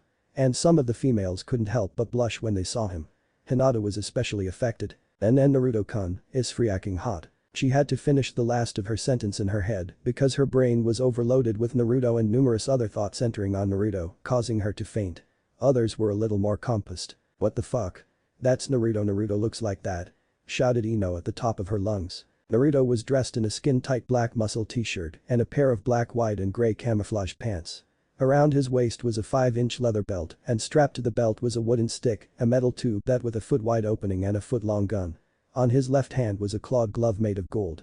Or was gold-plated, and on his feet were a pair of white combat boots. His Konoha forehead protector was on his head, but the cloth had been replaced by a metal band and the leaf symbol glowed light blue. His shoulders were adorned with white metal guards. The straps that held them in place formed an X over his chest. And over the shoulder protectors hung the tattered tan cape of Grievous. A length of the material was wrapped around his neck to keep the cape from dragging on the ground, and fastened to that part was a metal spiral. His hair had grown as well. The front half was a mess of 8-inch long spikes that leaned slightly to the right side, while the back half of his hair was tied in a ponytail that hung just past his shoulders. All in all, he looked amazing. A huge improvement than what he was a month ago. Naruto unstrapped the large scroll from his back, unrolled it, and in a puff of smoke, his motorcycle disappeared into it. He gave a mock salute as he strapped the scroll back on and said, "So are we doing this thing or what?" Genma quickly snapped out of it and said, "Right, the first round of the preliminaries, Uzumaki Naruto vs Hyuga Neji. The rest can go wait in the box." Up in the stands, mad whispers broke out among the entire crowd. What the hell was that thing he flew in on? It was amazing. So that's Uzumaki, huh? I've heard quite a bit about him from the citizens of Wave. Wow, that guy sure has a lot of flair. I wouldn't mind getting to know him a bit better. I hear you, sister. The demon boy thinks he can impress anybody with his antics. I can't wait to see his ass crash and burn. The academy dead last against the Hyuga prodigy. I know how this is getting ready to end. I feel sorry for the boy. No matter how much of a show he puts on, he's still got no chance against Neji. No one can face the power of the Hyuga clan, especially not this below average genin. Watch closely, Hanabi. Neji has skill that surpasses even your own. Let's just say that the rest of the crowd had similar thoughts. The only positive ones came from people not from Konoha, of course. Even most of the Konoha 12 doubted Naruto could win. Sakura, Sasuke and Hinata were the only exceptions. Up in the cage box, Jiraiya heaved a heavy sigh of pure relief and took his protective hands away from his nuts. Sarutobi gave a slight grin. It seems you get to keep your baby makers from now on. See to it that you never throw Naruto off of a cliff again, understand? When Jiraiya nodded, the Hokage said, "Good. Now go take a bath. You smell like ass monkey from sweating nervously for the past month." The Toad Sannin didn't need to be told twice and got his ass the hell out of there as fast as he could. Back on the floor, Naruto and Neji stood facing each other. Naruto stood there with a careless expression on his face and Neji stood there with an arrogant one. "So it seems you haven't run away, loser." Naruto smirked. "Wouldn't miss being in your company. I would never dream of it." Neji humped and took up his Jaiken stance. "Good. I do not like cowards and it would disappoint me to be denied the pleasure of stomping you into nothingness like the worm you are. You gonna run your mouth all day or come at me? Cause I'm already getting bored with you, Hyuga boy," was Naruto's instant response. Up in the stands there were several surprised exclamations. "What?" No shouting a lame comeback at the top of his lungs. No rushing and blindly all clouded with anger. Who is this guy and what has he done with Naruto? Now the Konoha genin were paying more attention. What type of Naruto had this last month produced? They were excited to find out. I see what you're trying to do. Your useless attempts to blind me with anger will not succeed, Uzumaki. I'm more refined than that." "Refined? Do you even know the true meaning of that word?" "Probably not, but that's fine." He took up his fighting stance and gestured with his hand. "I'm not here to teach you about words and their proper meanings. I'm here to fight and show this entire village why you don't fuck with me. And I'm gonna start with you." Neji glared, his Byakugan activating. "Oh, so you can do that bulgy eye and vein thing then? I guess I forgot about that. Bring it then. I wanna see just how good your eyes really are." "My eyes are superior to any in this village." "Says you. Truthfully, I'd want a Sharingan before I'd want a Byakugan. Sharingan is more useful. A superior genetic ability. No offense, Hinata. Your eyes are cool too." The Hyuga girl turned crimson but managed not to faint. There was no way she was missing this. Neji's glare intensified. "Oh, what? Didn't like what I said?" He then turned and saw that the rest of the Hyugas were glaring at him as well. He shrugged. If they didn't like what he had to say, then too fucking bad. He turned back to Neji and smirked before he dashed forward. "Then shut me up. If you can." Then the fight began. Neji quickly ducked under Naruto's jab, surprised at the blonde's sudden charge, then had to jump back to avoid a high kick that would have slammed into his jaw. He barely had time to recover before Naruto was upon him again, a kick nearly introducing itself to Neji's gut. Naruto tried again, this time coming down with a downward smash punch with his metal-gloved hand. Neji leapt out of the way, stared with widened eyes when Naruto slammed his fist into the ground, creating a 3-for-wide 6-inch deep crater. "Heh. You got some good reflexes there, Hyuga boy. Congrats on not getting your brain spattered all over the arena. Now are you ready to apologize to Hinata for what you did to her earlier? If not, then I can make sure the next punch breaks your damn leg like the sticks your bones are." Neji merely scoffed. "Losers do not deserve to be apologized to." Naruto sighed. "I see." Then he charged forward again, intending on doing just what he said he was going to do. However, Neji was ready this time, and before Naruto could act, Neji had struck the Tenketsu points in his arm, rendering it useless in a flash. And as Naruto stared at his useless arm with wide eyes, Neji struck again, slamming a kick into his chest that sent him flying back 10 feet where he landed on his back. Neji couldn't help the smug look that crossed his face then. "Live it up, loser." Naruto heaved a few deep breaths before he shakily got his feet again. "Wow, so you do got a bit of strength behind that girly form and fighting style of yours. That's good to know." He then reached into a pocket on his leg and pulled out a syringe filled with purple liquid. He smirked as he jammed it into his useless arm. "In case of atrophied, numb, or asleep limbs, use this." He then injected the liquid into his arm and smirked again when a second later he started using it again, like it hadn't been Jaiken struck in the first place. Neji and the crowd gasped. "Like it? I made it myself," he said with a smile before he replaced the empty syringe into his pocket. Neji's rage grew tenfold. "That won't save you again," he yelled before he charged at Naruto with a considerably more amount of speed. His arms were like blurs trying to destroy the blonde in front of him, who amazingly enough began to laugh as he dodged them like a pro. "I know. I don't plan on using it again. That shit is a bitch and a half to make and I don't have a lot of it. I ain't wasting it all on your arrogant ass." He ducked under a jab that would have hit him in the forehead, then leaned to the side of a kick that would have slammed into his abdomen. And as the fight went on, numerous people came to a horrifying realization, horrifying because the one they placed bets on was losing. And losing badly. He's toying with him. The Hyuga is so angry he can't fight like he normally does. Indeed, it was true. The more of a fool Naruto made out of Neji, the angrier the Hyuga got. "Damn it, I won't lose to someone like you. Fate will not allow it." In a rage-induced yell, he managed to slam a Jaiken strike right into Naruto's abdomen.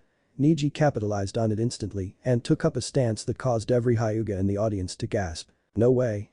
How?" exclaimed Hiashi. Hinata looked scared for Naruto and Hanabi looked on in awe. "You are in my field of divination. Prepare to lose." 8 trigrams. 64 palms. The next few seconds were a blur for both Neji and the crowd. Niji's arms became like rapid-fire pistons, barely visible as they rained down upon Naruto, the fury of God himself, in the form of deadly finger pokes from hell itself. Every singed tenketsu on Naruto's body was sealed and locked up tight, and Naruto fell to the ground a bruised mess. The crowd looked on in awe. No huff. Do you see now? You huff never stood a ch. Niji's speech died in his throat when the Naruto he just destroyed with his almighty fingers of death vanished in a puff of smoke. Wah? Then 16 Narutos burst from the ground and came down upon Niji, each with a raised golden glove hand. Time to submit, asshole. Screamed the clones all at once as they swung. Hey Cage Bunshin, how does a genin like that know the Cage Bunshin? Screamed a hater Chunin sitting next to Hinata. Sakura couldn't take it anymore. And her second personality burst forth from both of their combined excitement. Hell yeah. Kick his girly ass, Naruto. She screamed so loud several eardrums were popped like balloons. The Buto even felt his glass crack. But even with the cheering Sakura was giving Naruto, his attack still failed. Because Niji still had one more trick up his sleeve. And with a mighty roar that stunned the Hyugas even further, Niji's chakra exploded from his body as he began to spin, creating an impenetrable shield that rotated with him and destroyed the Naruto clones and sent the real one crashing into the wall. Peyton. No one said anything. All of them were staring like fish at Niji. Just how the hell does he keep pulling these tricks out of his ass? Niji was breathing hard as he smirked at Naruto, who was once again on his back on the ground. Give it up, loser. You cannot defeat me. You were fated to lose against me as soon as your name was drawn against mine. Naruto actually laughed as he sprang to his feet, stunning Niji. How the hell are you back on your feet? Naruto said nothing as his smile vanished and turned into a frown, his blue eyes becoming cold for the first time that day. Let me tell you something about fate, Hyuga boy. Naruto placed his hand on the metal tube with a wide opening. I made her my bitch when I was tossed down into a ravine by a perverted Sannin, survived, then fell into an ancient city and trained there under 4 non-humans that showed me more respect and care than anyone in this village ever will. Well, that is if you don't count Iruka, the old man, and my 2 teammates, Sakura and Sasuke. The point is this. Since I made Fate my bitch, she serves me now. Uzumaki Naruto. Fate ain't on your side, asshole. She's on mine, and guess what, I'm about to prove it right now. His hand clenched down on the metal tube and he ripped it from his belt and held it horizontally above his head. Then he pressed a button and dazzled the crowd when a beam of light shot from the tube and solidified into a blade. 6 feet long, 1 foot in diameter and glowing the brightest of orange you would ever lay eyes on. Up in the stands, Tenten was drooling like a starving hound looking at a fresh cooked steak. It's the most beautiful sword I've ever seen. I gotta get me one of those. The others were thinking similar thoughts and the Hokage couldn't help but wonder as well. Where did you acquire such a blade, Naruto? Sakura burst into laughter, as did Sasuke when they saw it. It's orange. Nice. Yelled Sakura while laughing hysterically. Niji's eyes were as big as saucers as he spoke. What are you playing at? Naruto's smirk returned, only it was more sadistic. I'm playing at defeating an arrogant Hyuga in front of his arrogant clan and in front of this ignorant village and finally the whole fucking world. And I'm gonna do it by using this baby to cut right through your so-called ultimate defense. The lightsaber hummed like a giant hummingbird as he swung it a few times to test it out. It was almost weightless. Naruto couldn't help the excitement that was building up inside of him. Then Naruto gripped the handle with both hands and shot at Niji with his mouth open in a battle cry. Niji glared as once again the chakra poured out from Niji's tenketsu. We will see who is better. Kaiten. He spun just as Naruto swung down with his lightsaber and cut right through the chakra shield like it wasn't even there. Niji only had time for half of a gasp before searing hot energy blade cut across his forehead and down across his torso, diagonally burning off his shirt and leaving a smoking slash on the Hyuga's body. Niji fell to the ground, still spinning from the force of his kaiten, and went skidding across the ground until he slammed into a tree and collapsed in a heap. Naruto casually walked up to the Hyuga and leveled the end of his lightsaber at his throat. Niji, he began. I know about the cage bird seal and how your dumbass clan uses it to subjugate the branch house. There were numerous gasps for 2 reasons. One was the fact that Naruto knew such a thing, and 2 was the blatant disrespect Naruto was showing the Hyuga clan. Niji was among the surprised ones. Naruto shrugged. I'm not as ignorant of the workings of Konoha as everyone might think. I probably have dirt on everyone that lives in Konoha simply because I spy on them in order to figure out the best way to prank them after they've done something wrong to me. Your clan was no different. He sighed and pushed the button again. The blade retracted into the tube with a hum and a spark, and Naruto replaced the handle on his belt again. I know you're bitter. Hell, most kids our age are. There's Sasuke with his traumatic past, you and your forced servitude. Even bushy brows with everyone looking down upon him because of his lack of chakra. He brushed a hair spike out of his eye and said, even I'm bitter. We all got problems, Niji. You're just gonna have to learn how to deal with it. And picking on Hinata isn't the way to do that. Eventually you're gonna make her bitter as well. Her whole clan will. And guess what happened when you push someone like that over the edge? You got another Itachi incident. And although there were gasps from the Hyugas in the stands, Niji still had the energy to scoff. Hinata-sama deserved what she got. She is a weakling with no spine or courage. She deserves everything she gets. Without a word, Naruto shot forward and seized the Hyuga by the neck, hoisting him up and burning holes into his skull with his eyes. Yeah? Naruto's voice was a growl. Well, guess what? Hinata could have destroyed you in the preliminaries, asshole. Do you wanna know how? Niji's glare was all Naruto needed to continue on. It's called the caged bird seal. One hand sign and you would have been Hinata's bitch. Then he tossed Niji away like a toy in an impressive show of physical strength. He sneered at the Hyuga and then at the Hyugas in the stands before he started making his way towards the waiting booth. No one said anything. Genma finally picked his jaw up off of the ground and spoke. Winner Uzuma. Not yet. Naruto turned around and saw Niji rushing towards him, eyes wide with primal fury. I refuse to lose to a dead last loser like you. Naruto's forehead developed a tick mark and he pulled a palm-sized sphere from a pouch on his hip and slammed it into the ground. You've lost. Deal with it.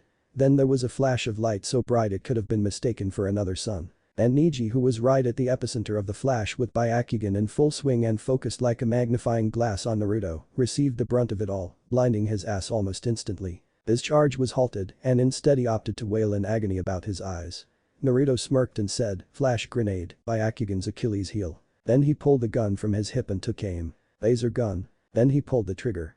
The audience gasped as a beam of green shot from the barrel of the weapon and went right through Niji's shoulder, tossing the boy a few feet where he collapsed and didn't get up again. "And stay down, bitch," he grumbled as he spun the gun on his finger a few times before he put back in the holster. He headed up to the waiting booth and gave a smirk to the gaping genin before him. "I know. I'm bad," he said. A second later the entire stadium erupted into a chaotic hellish amount of noise. Chapter 4. First match, a new Naruto. People cheered, people placed bets, people even declared their eternal love for people like Uchiha Sasuke, Hyuga Niji, and even Sabaku no Gaara. The clans whose heirs had made it also showed their support. That means people like Aburame Shino and Nara Shikamaru also got a few cheers. Of course there was no love for Naruto. In fact, many were quite glad to see that he had wussed out like the demon coward he is and that he never stood a chance against Niji anyway. PFFT, yeah, that's the reason he ain't there yet. Idiots. Sometimes you have to wonder about the mental state of the people of Konoha. Hell, sometimes you gotta wonder about the populace of the world and their ability to use their brains. But then again, with knowledge like what Naruto has under his belt, it becomes obvious who the smarts ones are and therefore rather unfun and pointless to point such differences out. Oh well, not that it matters anyway. What matters is that no one was looking up into the sky at the moment. Otherwise they would have seen something shoot into the air before leveling off and coming straight for them like a missile. Naruto suppressed his very loud scream of excitement as he rocketed towards the stadium at top speed. His cape flowed in the winds like a flag caught in a hurricane and his scroll of items from the past banged against his back but didn't affect him at all. The engine of his flying mechanical bike roared like a dragon as he cranked on the thrust even more, increasing his speed. He didn't know how much time he had left but he wasn't taking any chances. He gave a smirk at what he knew was getting ready to be a collection of open-mouthed stares as he descended like a god from the heaven on his mighty bike of divine justice. He just hoped the old man wouldn't die of a heart attack. Things like flying bikes might just be on the list of things that could kill an old person, even someone like the Hokage.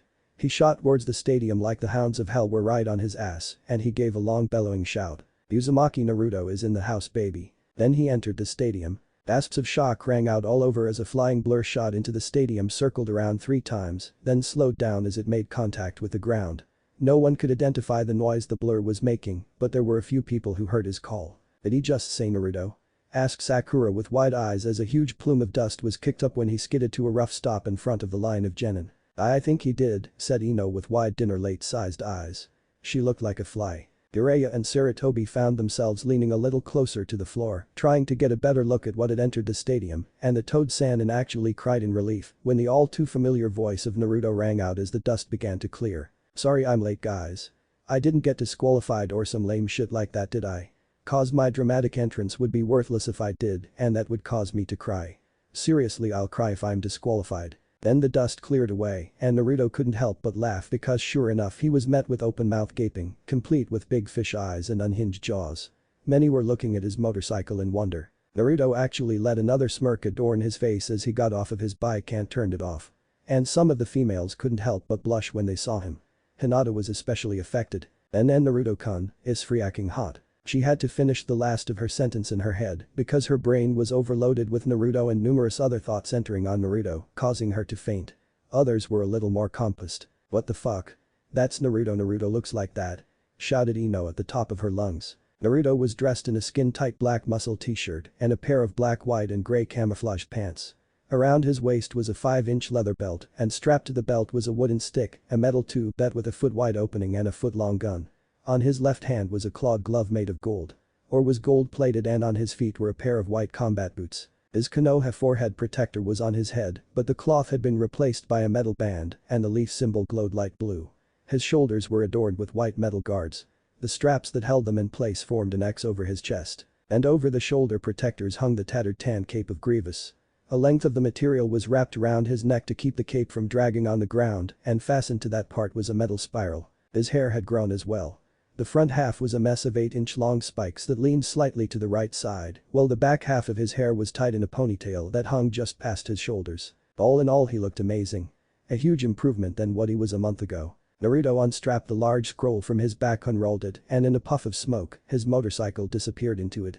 He gave a mock salute as he strapped the scroll back on and said, "So are we doing this thing or what?" Genma quickly snapped out of it and said, "Right, the first round of the preliminaries, Uzumaki Naruto vs Hyuga Neji. The rest can go wait in the box." Up in the stands, mad whispers broke out among the entire crowd. What the hell was that thing he flew in on? It was amazing. So that's Uzumaki, huh? I've heard quite a bit about him from the citizens of Wave. Wow, that guy sure has a lot of flair. I wouldn't mind getting to know him a bit better. I hear you, sister. The demon boy thinks he can impress anybody with his antics. I can't wait to see his ass crash and burn. The academy dead last against the Hyuga prodigy. I know how this is getting ready to end. I feel sorry for the boy. No matter how much of a show he puts on, he's still got no chance against Neji. No one can face the power of the Hyuga clan, especially not this below average genin. Watch closely, Hanabi. Neji has skill that surpasses even your own. Let's just say that the rest of the crowd had similar thoughts. The only positive ones came from people not from Konoha, of course. Even most of the Konoha 12 doubted Naruto could win. Sakura, Sasuke and Hinata were the only exceptions. Up in the cage box, Jiraiya heaved a heavy sigh of pure relief and took his protective hands away from his nuts. Sarutobi gave a slight grin. It seems you get to keep your baby makers from now on. See to it that you never throw Naruto off of a cliff again, understand? When Jiraiya nodded, the Hokage said, "Good. Now go take a bath. You smell like ass monkey from sweating nervously for the past month." The Toad Sannin didn't need to be told twice and got his ass the hell out of there as fast as he could. Back on the floor, Naruto and Neji stood facing each other.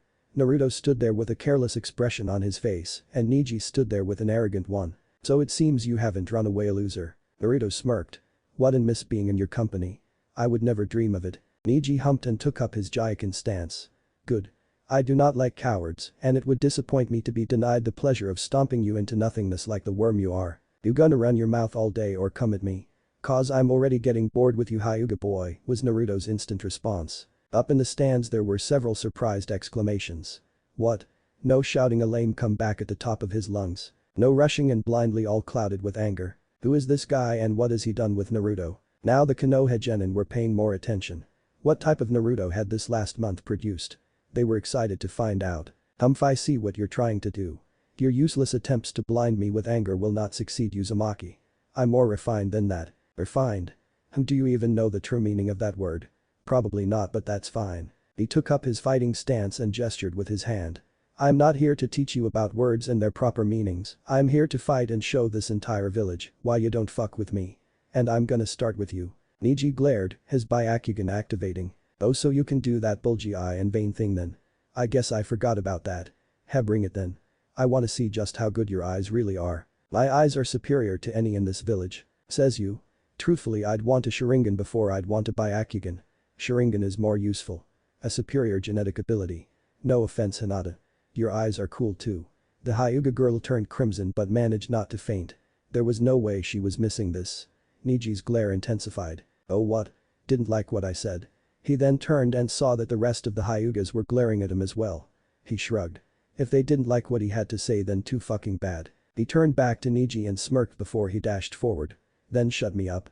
If you can." Then the fight began. Neji quickly ducked under Naruto's jab, surprised at the blonde's sudden charge, then had to jump back to avoid a high kick that would have slammed into his jaw. He barely had time to recover before Naruto was upon him again, a kick nearly introducing itself to Neji's gut. Naruto tried again, this time coming down with a downward smash punch with his metal-gloved hand. Neji leapt out of the way and stared with widened eyes when Naruto slammed his fist into the ground, creating a 3 for wide 6-inch deep crater. Heh. You got some good reflexes there, Hyuga boy. Congrats on not getting your brain spattered all over the arena. Now are you ready to apologize to Hinata for what you did to her earlier? If not, then I can make sure the next punch breaks your damn leg like the sticks your bones are. Neji merely scoffed. Losers do not deserve to be apologized to. Naruto sighed. I see. Then he charged forward again, intending on doing just what he said he was going to do. However, Neji was ready this time, and before Naruto could act, Neji had struck the Tenketsu points in his arm, rendering it useless in a flash.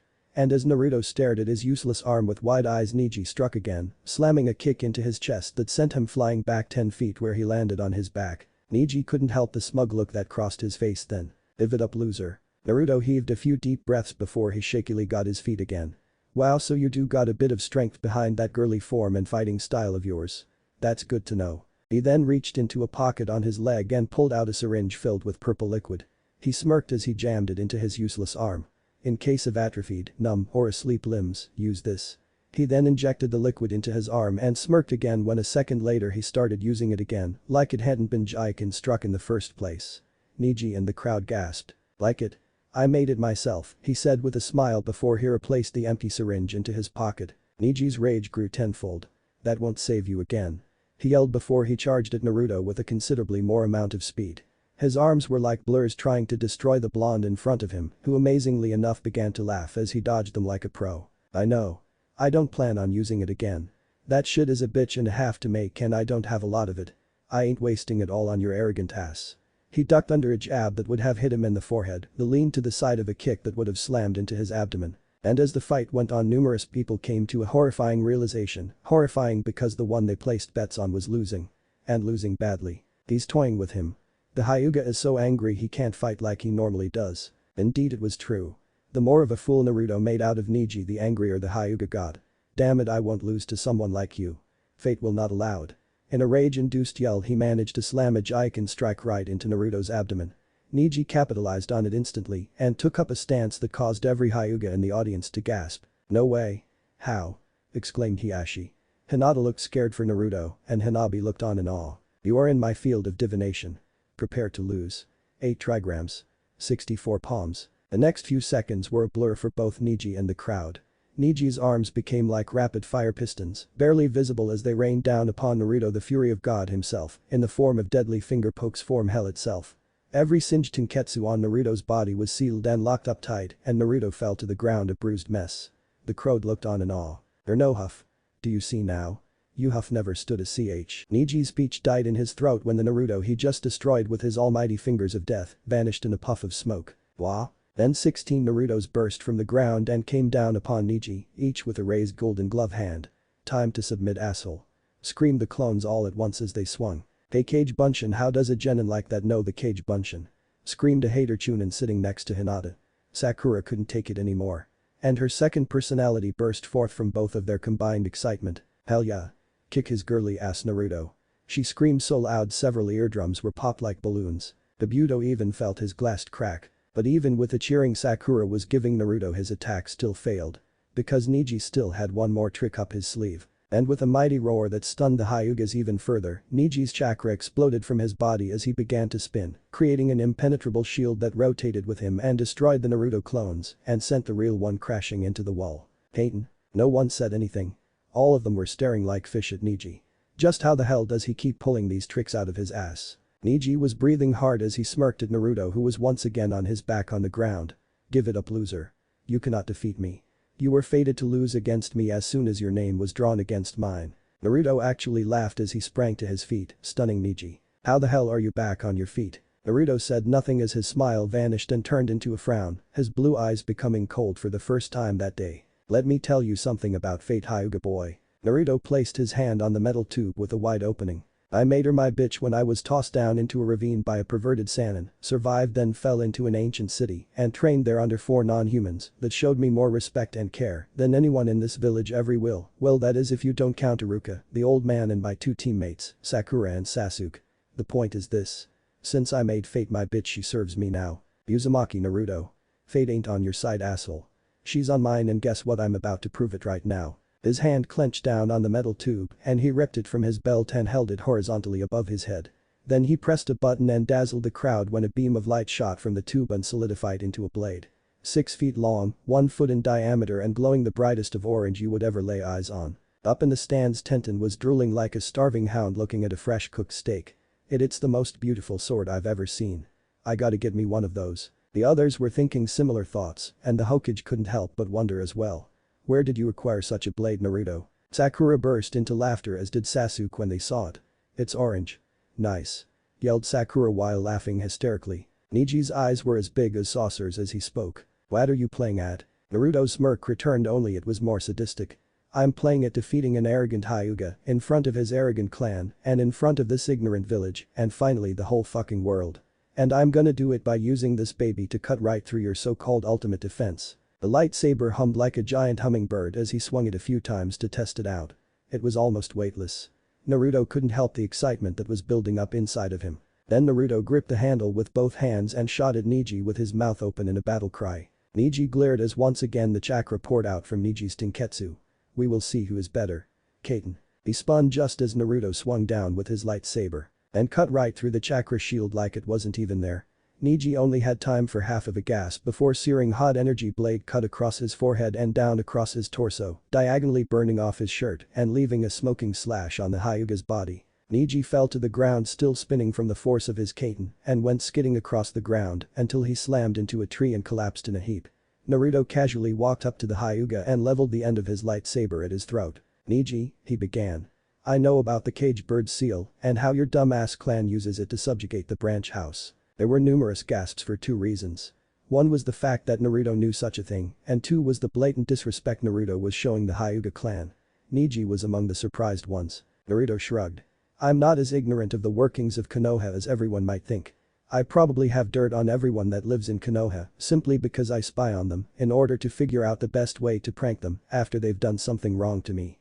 Your clan was no different. He sighed and pushed the button again. The blade retracted into the tube with a hum and a spark and Naruto replaced the handle on his belt again. I know you're bitter. Hell, most kids our age are. There's Sasuke with his traumatic past, you and your forced servitude. Even bushy brows with everyone looking down upon him because of his lack of chakra. He brushed a hair spike out of his eye and said, even I'm bitter. We all got problems, Niji. You're just gonna have to learn how to deal with it. And picking on Hinata isn't the way to do that. Eventually you're gonna make her bitter as well. Her whole clan will. And guess what happened when you push someone like that over the edge? You got another Itachi incident. And although there were gasps from the Hyugas in the stands, Niji still had the energy to scoff. Hinata-sama. Deserved what she got. She is a weakling with no spine or courage. She deserves everything she gets. Without a word, Naruto shot forward and seized the Hyuga by the neck, hoisting him up and burning holes into his skull with his eyes. Yeah? Naruto's voice was a growl. Well, guess what? Hinata could have destroyed you in the preliminaries, asshole. Do you wanna know how? Niji's glare was all Naruto needed to continue on. It's called the caged bird seal. One hand sign and you would have been Hinata's bitch. Then he tossed Niji away like a toy in an impressive show of physical strength. He sneered at the Hyuga and then at the Hyugas in the stands before he started making his way towards the waiting booth. No one said anything. Genma finally picked his jaw up off of the ground and spoke. Winner Uzuma. Not yet. Naruto turned around and saw Niji rushing towards him, eyes wide with primal fury. I refuse to lose to a dead last loser like you. Naruto's forehead developed a tick mark and he pulled a palm-sized sphere from a pouch on his hip and slammed it into the ground. You've lost. Deal with it. Then there was a flash of light so bright it could have been mistaken for another sun. And Niji, who was right at the epicenter of the flash with Byakugan in full swing and focused like a magnifying glass on Naruto, received the brunt of it all, blinding his ass almost instantly. His charge was halted and instead he opted to wail in agony about his eyes. Naruto smirked and said, flash grenade, Byakugan's Achilles heel. Then he pulled the gun from his hip and took aim. Laser gun. Then he pulled the trigger. The audience gasped as a beam of green shot from the barrel of the weapon and went right through Niji's shoulder, tossing the boy a few feet where he collapsed and didn't get up again. "And stay down, bitch," he grumbled as he spun the gun on his finger a few times before he put back in the holster. He headed up to the waiting booth and gave a smirk to the gaping genin before him. "I know. I'm bad," he said. A second later the entire stadium erupted into a chaotic hellish amount of noise. Chapter 4 Finals continue. Invasion of the Leaf. Naruto basked in the glory that was the utter chaos and pure astonishment of the entire populace of the arena as they finally began to cope with the fact that the supposed dead last had utterly destroyed the Hyuga prodigy in front of a world full of doubters. Even the Konoha genin were looking at him with wide eyes and stunned expressions. There were 3 exceptions though. Sasuke was smirking, Sakura was cheering so loud the others around her gave her a wide berth in the futile hopes of sparing their poor eardrums, and Hinata had stars in her eyes. Her mind was on cloud way the fuck up there and giddy with the fact that Naruto had humiliated Neji in her honor. It was like a dream come true. Up in the booth, the Hokage looked stunned as hell, but he also looked extremely pleased at the same time. He had no idea where or what Naruto had trained with or where he had gotten those weapons, but God be damned if he wasn't proud. However, he did make it mental note to have a talk with Naruto. The Kazekage was staring so intently at Naruto it was borderline creepy. A little too creepy actually. The hell? Thought the Hokage, a slight shudder running through his body. The Kazekage gave a freaky smile, and the Hokage could have sworn he saw the man lick his lips a bit. The hell? What amazing weapons, he muttered in a voice barely above a whisper. The Hokage became guarded. In more than one way. Naruto gave a happy sigh as he unstrapped a scroll from his back, leaned it against the wall and took a seat next to it, wrapping the cloth of his cape around him as he too leaned into the wall. The noise was dying down, but it was still crazy out there. Everyone was still trying to guess how Naruto had made Neji look like a damn amateur. Even with his new weapons it shouldn't have been that easy. He had just closed his eyes, intending on reliving his fight with Neji in his mind with great satisfaction over and over again, when 2 shadows suddenly washed over him. He opened one eye, that smirk of his still plastered on his face. Yes. His tone was amused, taunting almost. Shikamaru and Sasuke shrugged it off. Their minds were more concerned with what they had just witnessed. Naruto began Shikamaru only to be cut off. Wowed the crowd. Dazzled the ladies. Showed the village that the Hyuga ain't shit to me. Owned a prodigy with my mad skills. Yeah, I know. Dope, said Sasuke, his tone a mix of exasperation and annoyance. What was that? That bike? That flash bomb? That sword? Sasuke was genuinely surprised. There was no jealousy, desire or ill intentions when he asked his question. Just curiosity. Naruto gave a huge smirk and clasped both hands behind his head. I'll tell you what, Uchiha. You stop by and teach me your fire jutsu sometime and I'll tell you. Sasuke's eyes widened. Shikamaru voiced his own thoughts. Naruto, you have changed. You seem like my true self. Yeah, it feels that way. My training helped me cope with numerous problems I had going on in my head. My mind is a lot clearer now and I'm more in tune with my soul. I feel so alive it's fucking euphoric. He finished his sentence in an excited yell. I feel amazing. You know, I don't even care that you were the best anymore, Sasuke. I learned that it's too damn stressful to be a rival to someone. Sasuke was shocked at first, but then he quickly became amused. So I no longer have to worry about an annoying short blonde trying in vain to best me at everything. Naruto smirked. Of course. I leave what you're best at to you while I best you at the things I'm better at. He then grabbed the wooden stick from his belt and gave it a wave. A shower of sparks exploded from the tip in a brilliant display of light and color. Like using this for example. He then placed the stick back in its position on his belt and shrugged. The crowd was calming down, but Shikamaru and Sasuke were still full of questions. Naruto, what happened? You said something about an ancient city. Naruto's sweat dropped. Did I? Oh craping shit, damn it. He suddenly yelled, startling the 2 genin and the others that were trying discreetly to listen in on the conversation. Naruto glared a bit. Fuck, now everyone and their mama is gonna know about that. Maybe you shouldn't have blurted it out like that when you were fighting the Hyuga, said the Uchiha. Naruto glared a bit at Sasuke, but sighed. Fine. I'll tell you. They leaned in, a bit more interested. But after this is all over and we can talk somewhere where there ain't a bunch of nosy pricks all up in my business. The other genin flinched. Even Shino recoiled a bit and he wasn't even trying to listen in on Naruto. Anyway, enough about me, let's watch the rest of this thing, alright. Naruto then closed his eyes and began to whistle a foreign tune. Shikamaru and Sasuke exchanged looks, then shrugged while heading back to their spots. Strangely enough, or fortunately enough, depending on the person, there were only 6 people in the whole entire arena that had actually registered the fact that Naruto had said something about being through into a crack in the ground and into an ancient city. Shikamaru and Sasuke were part of those 6, the Hokage and the Kazekage were the second 2. Neji, who was closest to Naruto at the time, and of course Kakashi. Everyone else was too busy watching Naruto whoop Neji's ass to even care about the fact that Naruto had so blatantly revealed what should be a huge freaking secret.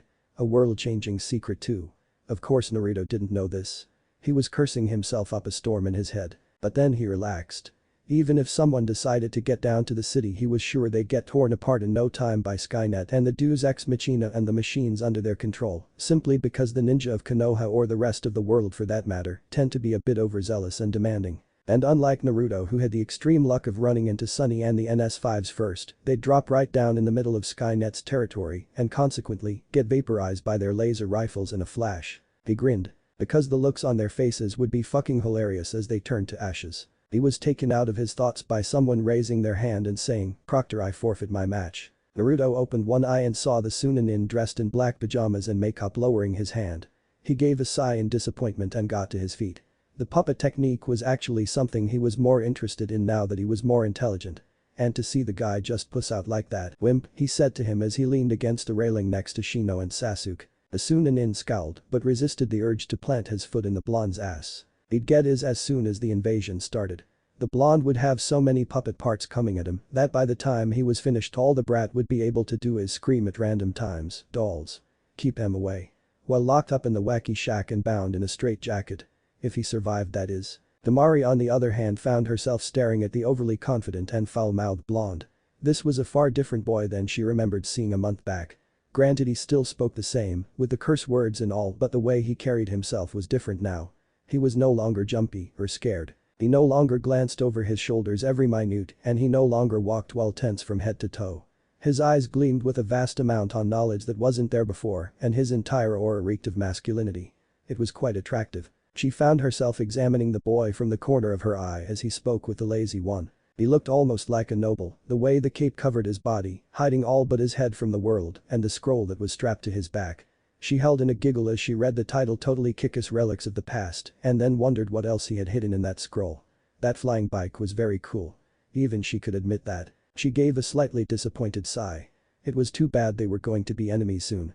She would have liked to get to know this boy a bit. Third match of the final rounds, Nara Shikamaru vs Sabaku no Temari, called Genma. Temari almost didn't hear the call, but managed to tear her eyes off of Naruto long enough to open her fan and glide down in a flurry of wind. She smirked first at Naruto, then at Shikamaru. "Get your lazy ass down here so I can kick it," she declared.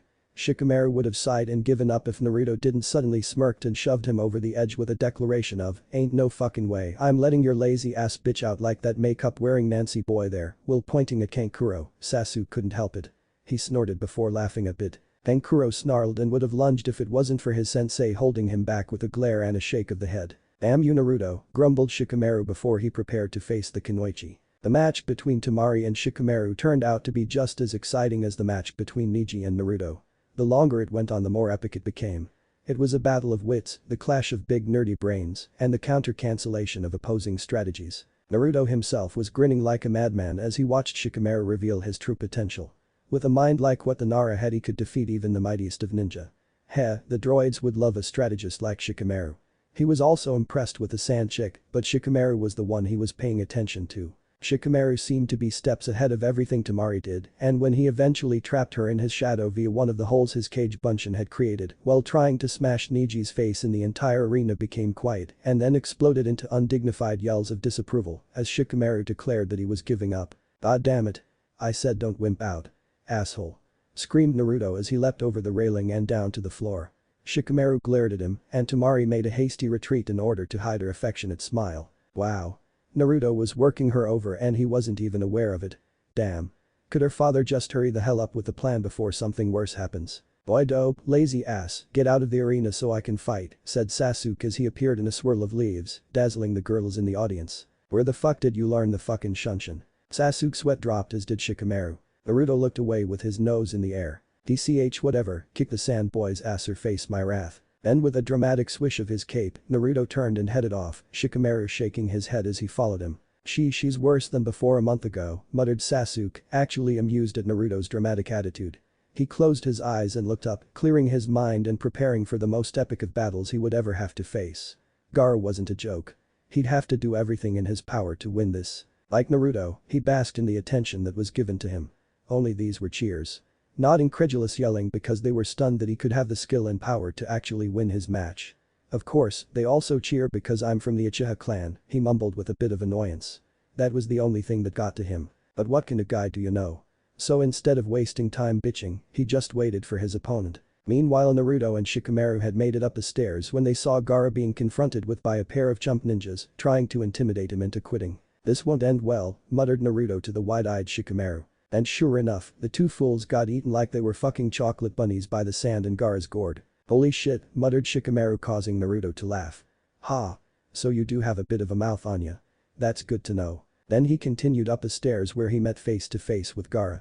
The two seemed to freeze, eyes staring into each other so intently that Shikamaru actually felt the war they were silently waging. Suddenly a tendril of sand shot at Naruto, who responded with a twist and a swipe of his hand as he drew his lightsaber, turned it on and sliced the tendril in half, turning some of the sand into glass. Shikamaru gasped. He barely saw the blonde move. "You know, just cause those two saps you killed earlier were a couple of saps doesn't mean that I am.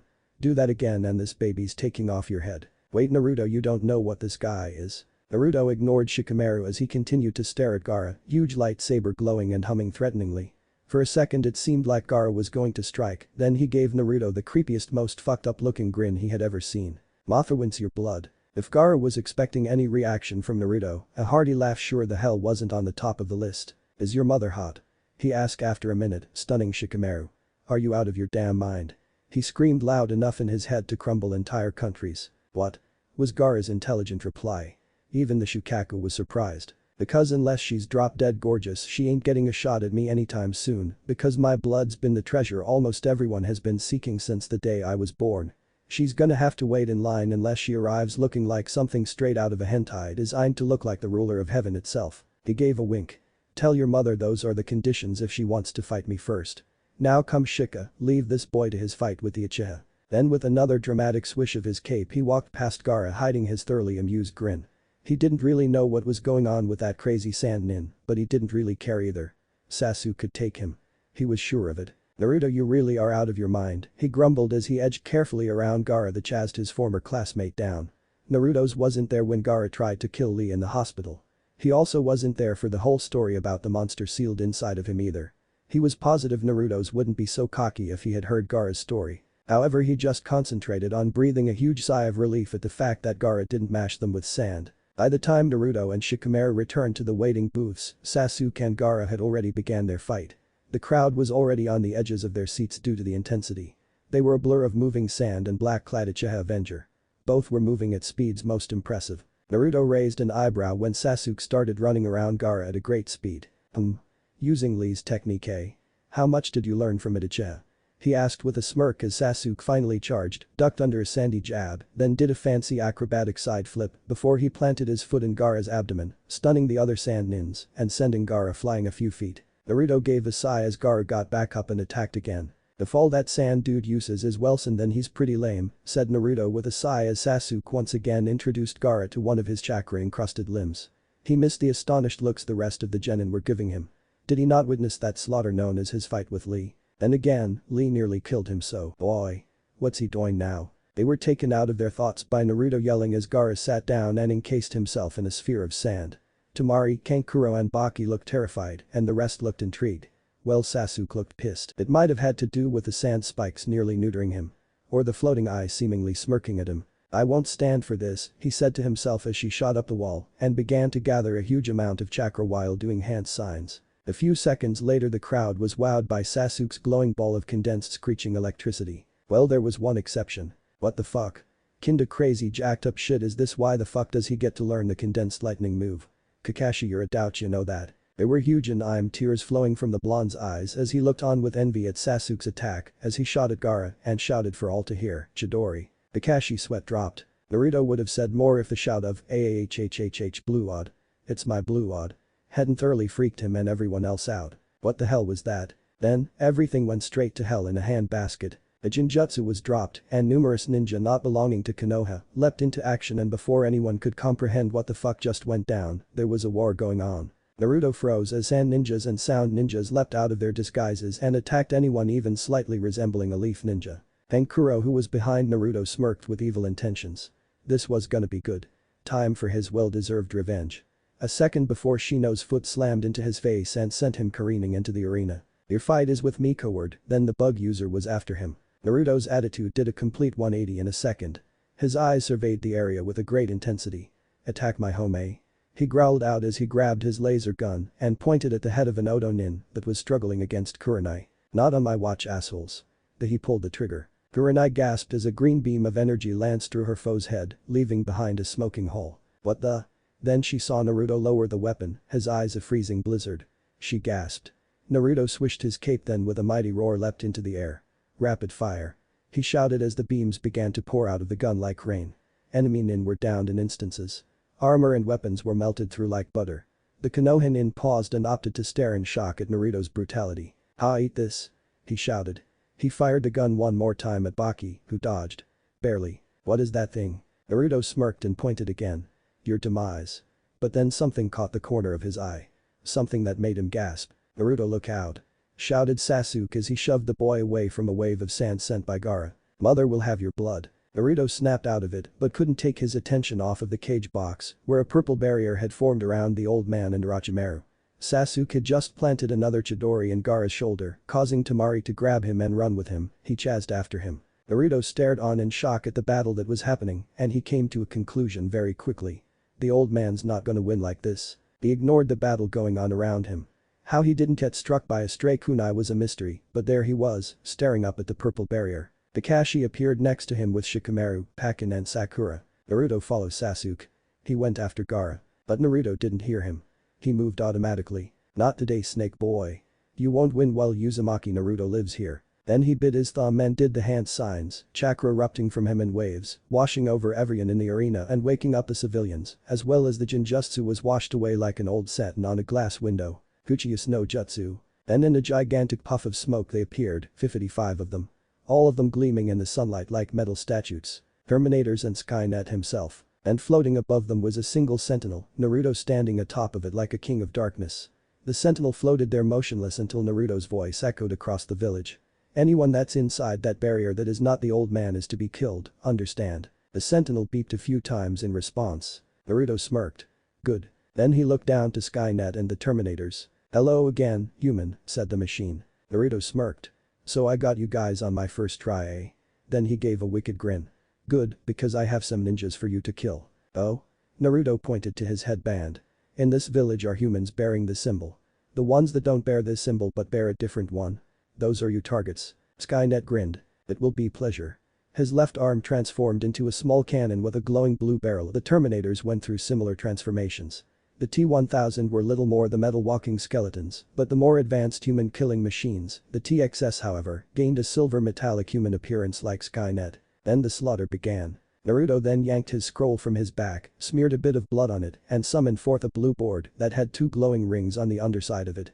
Naruto leapt onto the board and stunned all when he began to float. "Now go." But he was off, shooting through the air towards the forest and Sasuke, while the sentinel shot at the barrier, leaving behind an entire village of stunned onlookers. Chapter 6. Fight to the death.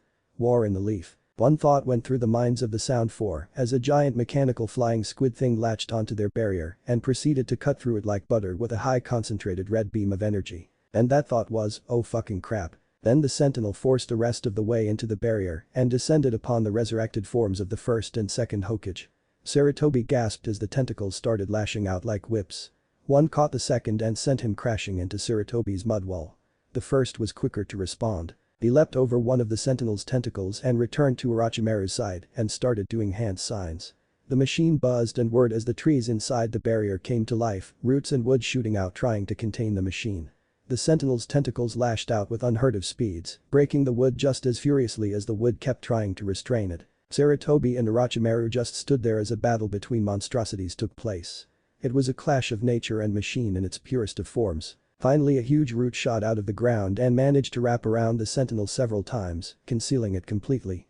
The first looked a bit tired but seemed satisfied as well. Orochimaru chuckled. "What an amazing piece of technology, I didn't know there was a summoning contract for such things or that such things existed. This machine will make an excellent research specimen." He turned his attention back to Sarutobi as the second Hokage rejoined him at his side. "No, where were we?" Sarutobi was about to strike when a red beam of red energy burst from the wood prison and burned away a round section with a high-pitched screech, almost too high for human ears to register. Then the sentinel emerged, looked quite annoyed as a machine like that could look anyway before it started to spin. The first and second wasted no time and both began to do their jutsus. And just as a gigantic wave of water and a huge spike made of wood shot at the machine, the sentinel released what looked like a smaller version of itself right at Orochimaru and the two cages before it skillfully dodged the attacks of the two. "What is?" began Orochimaru in pure fascination as the small replica stared Orochimaru in the eyes. A second later it exploded, tearing everything in the area apart in a fantastical display of fire and metal shards. Sarutobi only had time to gasp as a huge metal form laid it in front of him. "Sweet Kami!" exclaimed an Anbu member. "What the hell is that thing? To think that boy is able to summon such a powerful creature. Where did he get such a contract?" When the smoke cleared, the members of the Sound Four, the four that were sustaining the barrier, gasped at what greeted them. The sentinel was lying protectively in front of Sarutobi, having taken the brunt of the blast like a bully takes a wimpy kid's punch to the stomach and was examining the severely injured Orochimaru. And by severely injured I mean that half of his body was laying in front of the sentinel, what the other half was moaning pathetically 20 yards to the left. Blood was everywhere and the kusanagi was a broken mess of metal shards. Then the tentacles lashed out suddenly and caught the first and second Hokages in their grip. The Sound Four panicked and the barrier was lowered. "Get Orochimaru-sama out of here," exclaimed Kidomaru as he grabbed Orochimaru's lower half with a skillful use of his bloodline limit while the big one grabbed the upper half. The Anbu attempted to apprehend them, but the Sound Four was already gone, though a tentacle from the sentinel nearly took off one of the two-headed one's heads. Sarutobi stood there with a blank face as the Anbu rushed to him, his brain had shut down and Enma had returned to his original form looking just as stunned. The sentinel turned to the Hokage and scanned him for a few seconds. The Anbu tensed wondering if it was going to attack, but then the machine gave a few satisfied buzzes before it vanished in a puff of smoke, taking the two Hokages with it. Sarutobi finally snapped out of it and he collapsed. "Naruto, you saved my life," he said as he blacked out from exhaustion. Back in the arena, the looks of shock at Naruto's earlier use of the Kuchiyas faded quite quickly. The reason is quite simple actually. It was Skynet's bellow of, "You heard the boy. Destroy the targets." Then the Terminators moved out in all directions, traveling in groups of 2 and 3, and proceeding to manhandle the ninja of Odo and Suna. "Holy shit!" exclaimed one particularly lucky Odo nin as he leapt high into the air over 6 rays of thermal energy. That's all he could do actually. His kunai had been wasted on Konoha shinobi, and already he could tell that these creatures summoned by that brat were tough. As he landed he proceeded to put some distance between himself and them. There was no way he was going to face them until he knew what they could do. And he watched in horror as they slaughtered his comrades. Bursts of red, blue or green exploded outwards from the Terminator's guns and tore through the enemies of Konoha. Each machine displayed a level of physical strength that scared him. He watched one of the machines lifted a rather large Odo nin by the neck with far too much ease before it rammed its metallic hand into his chest and ripped out the heart in a brutal display. He knew they were machines of some sort, but he didn't know what kind. Was Konoha working on some new shit? He didn't know, and it scared him because these machines looked like they were specifically built to kill human beings. He finally was overcome with fear and he turned to run. He smacked right into Skynet, who gave the evilest grin he had ever seen. And before he could scream in terror, his head was reduced to crushed ruins. "Cowardly human," said the Terminator leader before the sight of numerous gigantic snakes caught his attention. Skynet actually widened his eyes in fascination before he smirked and transformed both arms into a large Gatling gun with a long chain of bullets trailing from the machine and to the ground. "This certainly is an interesting one." Then he took aim. Jiraiya had just arrived on the scene of the giant snakes and was about to dramatically introduce himself as he summoned a toad large enough to crush Orochimaru's summons into nothingness when something suddenly tore through the snakes like rocks would through butter. There were hundreds of them, like little bugs intent on getting to their destination, no matter what stood in there was, and the snakes just happened to be the poor saps in the way of said speeding projectiles. The Sannin and the 3 different factions of ninja in the area looked on in shock as the snakes' heads were literally reduced to chunks of meat, sending bone and brain matter splattering all over the ground before the snakes vanished in puffs of smoke. "Okay. What the fuck was that?" Ibiki followed the direction of the projectiles and turned to the east, where he locked eyes with a distant silver man with transformed arms, smirking. Then he saw the destruction the rest of the Terminators were reaping upon the enemy ninjas. "Jiraiya-sama. What the fuck are those?" A Sannin could only gape when he saw an Odo nin get a lucky blow on one of the walking death machines, causing it to vanish in a puff of smoke. There are summons. But whose? Neither of them saw the blur shoot through the air above them out of Konoha. Naruto's face was blank. His eyes half-lidded as if he was disinterested in the world around him. Or maybe it was the wind blasting his face as he shot toward Sasuke and Gaara on his hoverboard. Yeah, let's go with that reason. Naruto's mind was going a mile a minute. How was he going to do this? Should he sweep in and take heads off with his lightsaber or reveal something new? His eye briefly drifted to the wooden stick on his belt. It seemed like a good idea to reveal that one. However, people are so gonna laugh when they hear about this, he thought. All the technology in the world wouldn't make up for the sheer ridiculousness of the wooden stick and what it actually is. Even if it was the main accomplishment of the era it represents. He sighed as he shot over the forest, green and brown blurring below him. Might as well get this over with. He fingered his scroll. There is a lot that could be said about Sasuke Uchiha. Ambitious, talented, handsome, a cold-hearted bastard.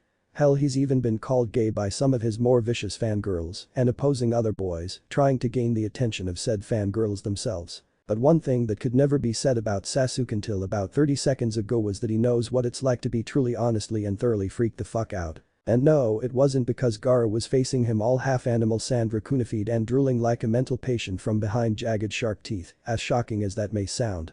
But Sasuke already knew that there was something seriously off with the Sand Nin, so the surprise factor on his transformation was quite low on the scale. No, he was freaked out because the second he tried pull off another Chidori, completely forgetting that he had used his two back in the arena, the cursed seal activated, flooding his body with its tainted chakra. Now normally in a situation such as this, that wouldn't be a bad thing. In fact, that would usually be considered a gift from Kami and a big fat ass lifesaver. However, when said seal activates and causes a giant hand wing to burst from your right shoulder and half of your face to turn gray purple and your lips to gain a purple lipstick hue to them, shit tends to unravel fast. And that is how Naruto found them, Sasuke on his knees, gaping at his new appendage with comical huge eyes, Gaara moving in for the kill and Sakura screeching in terror while pointing at both of the combatants. Gaara lunged, Naruto leapt from his hoverboard and slammed his foot into the Sand Nin's head, knocking him back. Naruto took 2 seconds to examine the situation before he pointed at the partially transformed Sasuke. "Hate to get bitch slapped by that thing," he said. Then he turned to Sakura as the hoverboard lowered to him. And before the pink-haired girl could ask him what said hoverboard was, he grabbed her by the waist and lifted her onto it. "Wait, what are you doing?" Naruto ignored her as he placed her feet even on the board.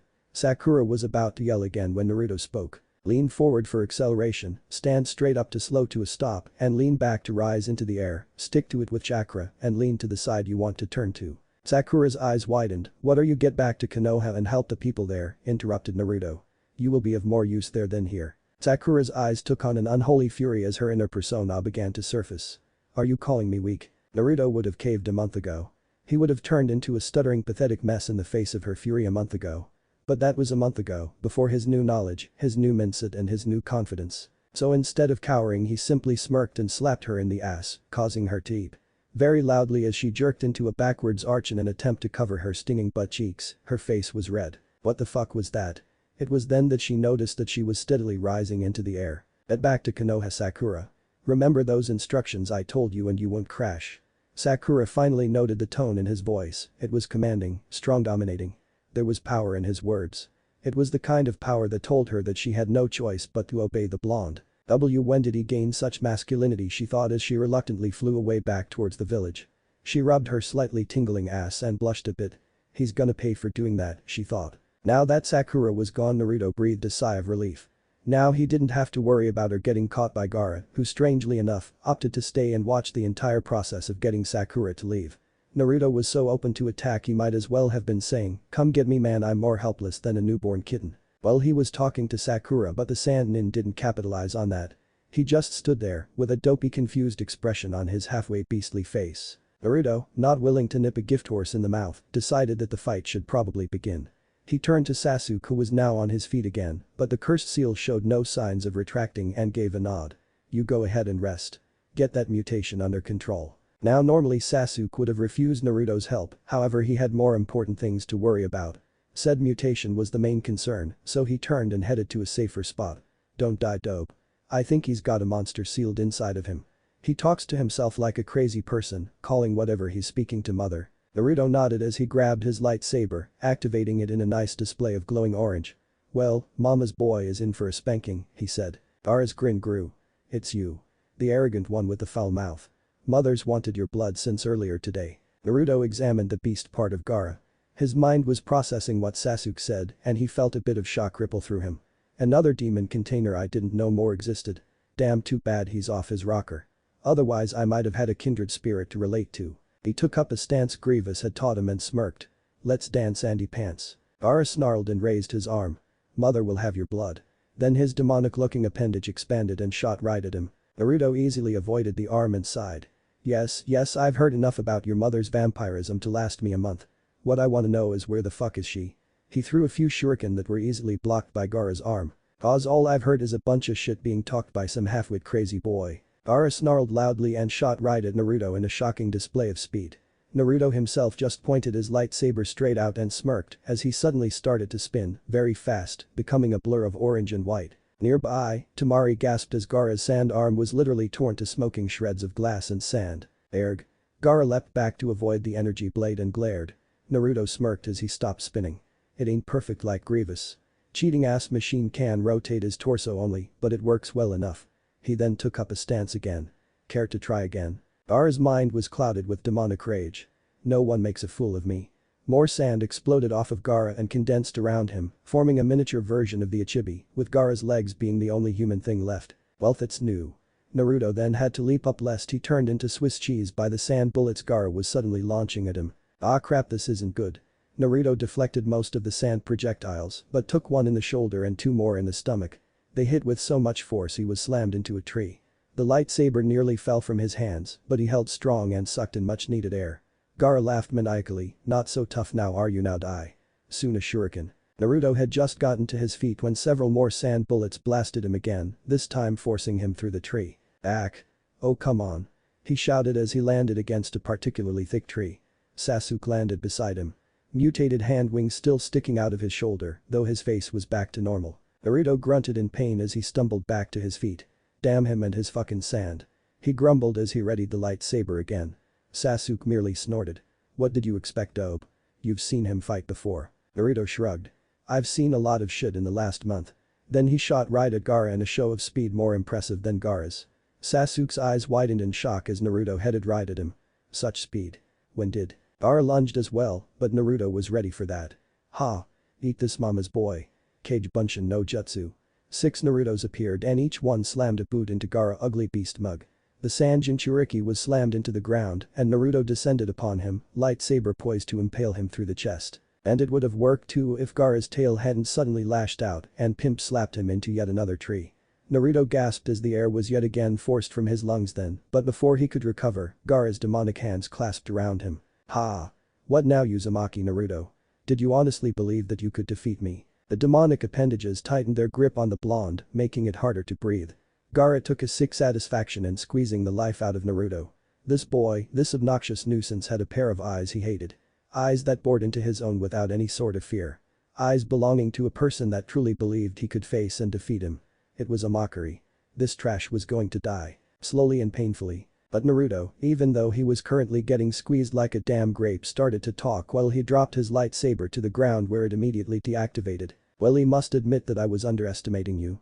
I guess I'm still high on adrenaline from whooping Niji's bitch ass all over the stadium. He sucked in more air. And now I feel like an ass. Then he smiled in Gaara's direction. However, that means I'm done taking this little showdown lightly. You wanna know why I think I can beat your retarded ass all over this forest? Naruto shifted a bit and latched his hand around the wooden stick on his belt. With a few skilled finger movements he unclasped it from his belt and pointed it at the Jinchuriki. And before Gaara, Tamari and Sasuke could ask what that ridiculous-looking stick was, Naruto shouted. It's because I can. Reducto.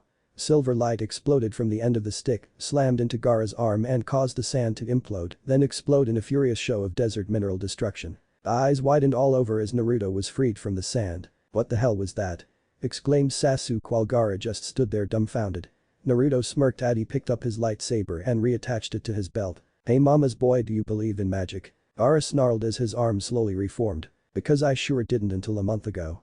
He pointed the stick again. I mean, come on. The idea that things like magic wands, flying broomsticks and crystal balls actually existing was enough to make even 6-year-olds laugh. Gaara's arms fully reformed and promptly shot at Naruto. Enough babble. Fight and die by my hands. Gaara launched himself at Naruto once again, intent on ripping him to shreds. Naruto leapt over Gaara and blasted him with another reducto. But then I found out that there was actually an entire era dedicated to magic. Real magic. Complete with witches, wizards and fairies and all of that corny shit. Gaara fired a ball of wind at him, which Naruto promptly blocked with another yell transfiguration. Turning a nearby boulder into a very strong metal shield that blocked the wind. Sasuke could only watch in awe at Naruto's newfound abilities. What was this?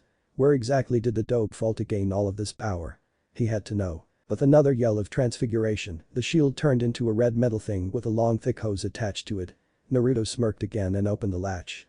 Before Gaara could charge again, a very heavy stream of water exploded out of the hose and slammed into him.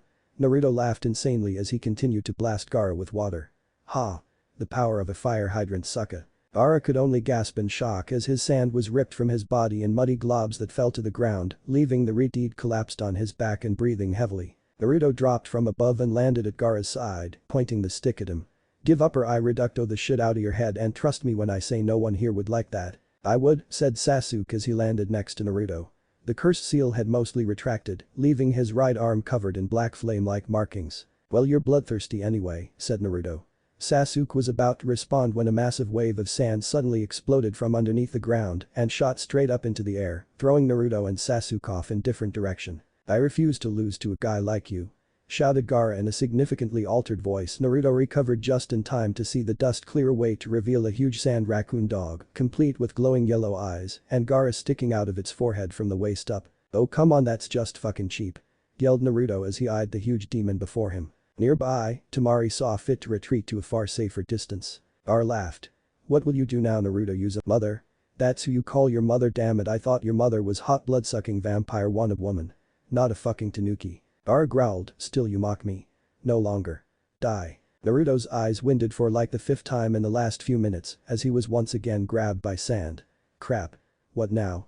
He muttered as the sand slowly covered his body. He never heard Sasuke's shouts of his name. Naruto's mind was going a mile a minute. What the hell could keep him from dying? Shit, this definitely ain't good. Oh wait. He said suddenly as an idea came to life in his head. He quickly bit his thumb and began to go through the signs for the Kuchiyus no Jutsu. Please let this work. Gaara's grin grew in volume as the sand covered his victim. I now. Sand cough Kuchiyus no Jutsu. Sasuke gasped, Temari gasped, and Gaara's eyes got wide as in a massive puff of smoke appeared a huge red-blue jacket-clad pipe-smoking toad. The sand around Naruto was blown away in the process and it resulted in Naruto ending up being perched on the massive toad's head, however. God damn, that's tiring. Naruto was hunched over and breathing heavily like he had just got done challenging Guy to a 30-lap race around Konoha. He felt like he had no chakra but couldn't help but smile. Well, at least it worked. I had forgotten all about the toads. The massive toad's eyes were closed in exasperation as he took a hit of his pipe. What the hell is this crap, Jiraiya? You really expect me to fight the Shukaku? Naruto's sweat dropped and lightly slapped the toad's head in order to get his attention. I'm the one who summoned you and yes, I expect you to help me fight. It's what summons do, right? The toad looked up and saw a blonde he'd never even knew existed before this point and scoffed. Not interested, brat. Take a hike and never summon me again. Then the toad vanished in a puff of smoke. Just like that. Gone. In a very anticlimactic manner no less. Sasuke and Temari just looked on. Shocked and slightly amused. Are you fucking shitting me? Shouted Naruto as he plunged to the ground. That's bullshit. At least give me back my chakra, you fucking asswhoop. Naruto landed hard in a crouch on a large tree and looked up tiredly. Damn it. Gaara's laugh echoed all through the forest. Ha ha ha ha ha ha. You had me worried there for a second. But now you die. Face the true power of mother. Gaara then did a few more hand signs and shouted. False sleep technique. And before Naruto could ask what was happening, Gaara passed out and Yaokai flooded the area. The demon's eyes glowed a brighter yellow and seemed to come even more to life. The Shukaku looked around for a second as if confused, then shouted. Ooh ye aya, Shukaku's out and ready to spill some blood, baby. Bring it the fuck on, oh you have got to be pulling my damn leg. Naruto stared up at the beast. Sasuke and Temari appeared on either side of him. We're dead. We're so dead. Temari was shaking like a leaf and Sasuke was contemplating re-releasing the cursed seal. Naruto, don't you have anything in the scroll of yours that can help us out? The Uchiha sounded desperate and afraid as well. Naruto's eyes widened. Sasuke, you're a fucking genius, you know that. Well, I am an Uchiha after all, he said with mock pride. Now hurry the hell up. Naruto shrugged and grabbed his scroll. I can't believe I didn't think of this in the first place. We wouldn't be going through all of this crap right now if I had. He once again and bit his thumb and swiped it across the seals. Here babe, hold my wand, he said as he handed the wooden stick to Temari. Did you just say a wand? Asked an incredulous Sasuke. Meanwhile the Shukaku had just spotted them. Oh. There you are. Prepared Todd-eye bitches. Ha ha ha ha. Naruto channeled chakra into the storage seal of his scroll and smirked as something long, metal and heavy appeared in a puff of smoke. It looked like a huge replicated and modified version of his laser gun. It was resting on a stand and had a handle jutting out from the side. Numerous lights glowed along the barrel of the weapon and there was a groove in the large handle meant for a shoulder. Naruto knelt down, adjusting the thing onto his shoulder and focusing on eye into a scope. He grabbed lever and took a deep breath. The Shukaku sucked in a huge amount of air and puffed up a large belly. "Hey Uchiha, help me keep this steady, will ya?" "Wait, what are you doing?" Naruto took aim and clicked a few buttons. The thing started to hum loudly and energy seemed to be getting sucked into the barrel. "Just grab the other handle and brace yourself. This is your end." Massive air bullet. Pure energy compacted in a massive sphere of air, exploded from the Shukaku's mouth and came right at them. Temari froze in horror. "Now would be a great time to do something," yelled Sasuke. Naruto steadied the large gun and breathed in. Even in the face of a huge wind bowl coming at them, Naruto remained calm. He had to. Ancient technological relic number 55080 began. He pulled the trigger. And destruction was rained down upon the Shukaku. Golden outlined blue light exploded from the end of the barrel with a loud whoosh and a kickback that nearly threw Naruto and Sasuke off of their feet. The energy blasted right through the wind bowl with so much force it actually overtook and absorbed the wind. Rings of wind appeared around the beam as it sailed at the demon. Trees, rocks and dirt were torn asunder like nothing, and a shockwave rippled all the way back to Konoha. Shukaku only had time to utter a surprised "wah" before the beam blasted through his stomach and engulfed everything in a massive explosion of sound and energy. And while the destruction was being wrought on the forest and Shukaku, Naruto stood and faced the epicenter, with a pair of wide-eyed genin looking at him in freaking awe. "Wave motion cannon," was all Naruto said. Chapter 7. The calm after the storm. Naruto stood there as the winds from his weapon's blast began to die down. His hair and cape were billowing all over, and the scroll that held the numerous relics from the past was once again strapped to his back.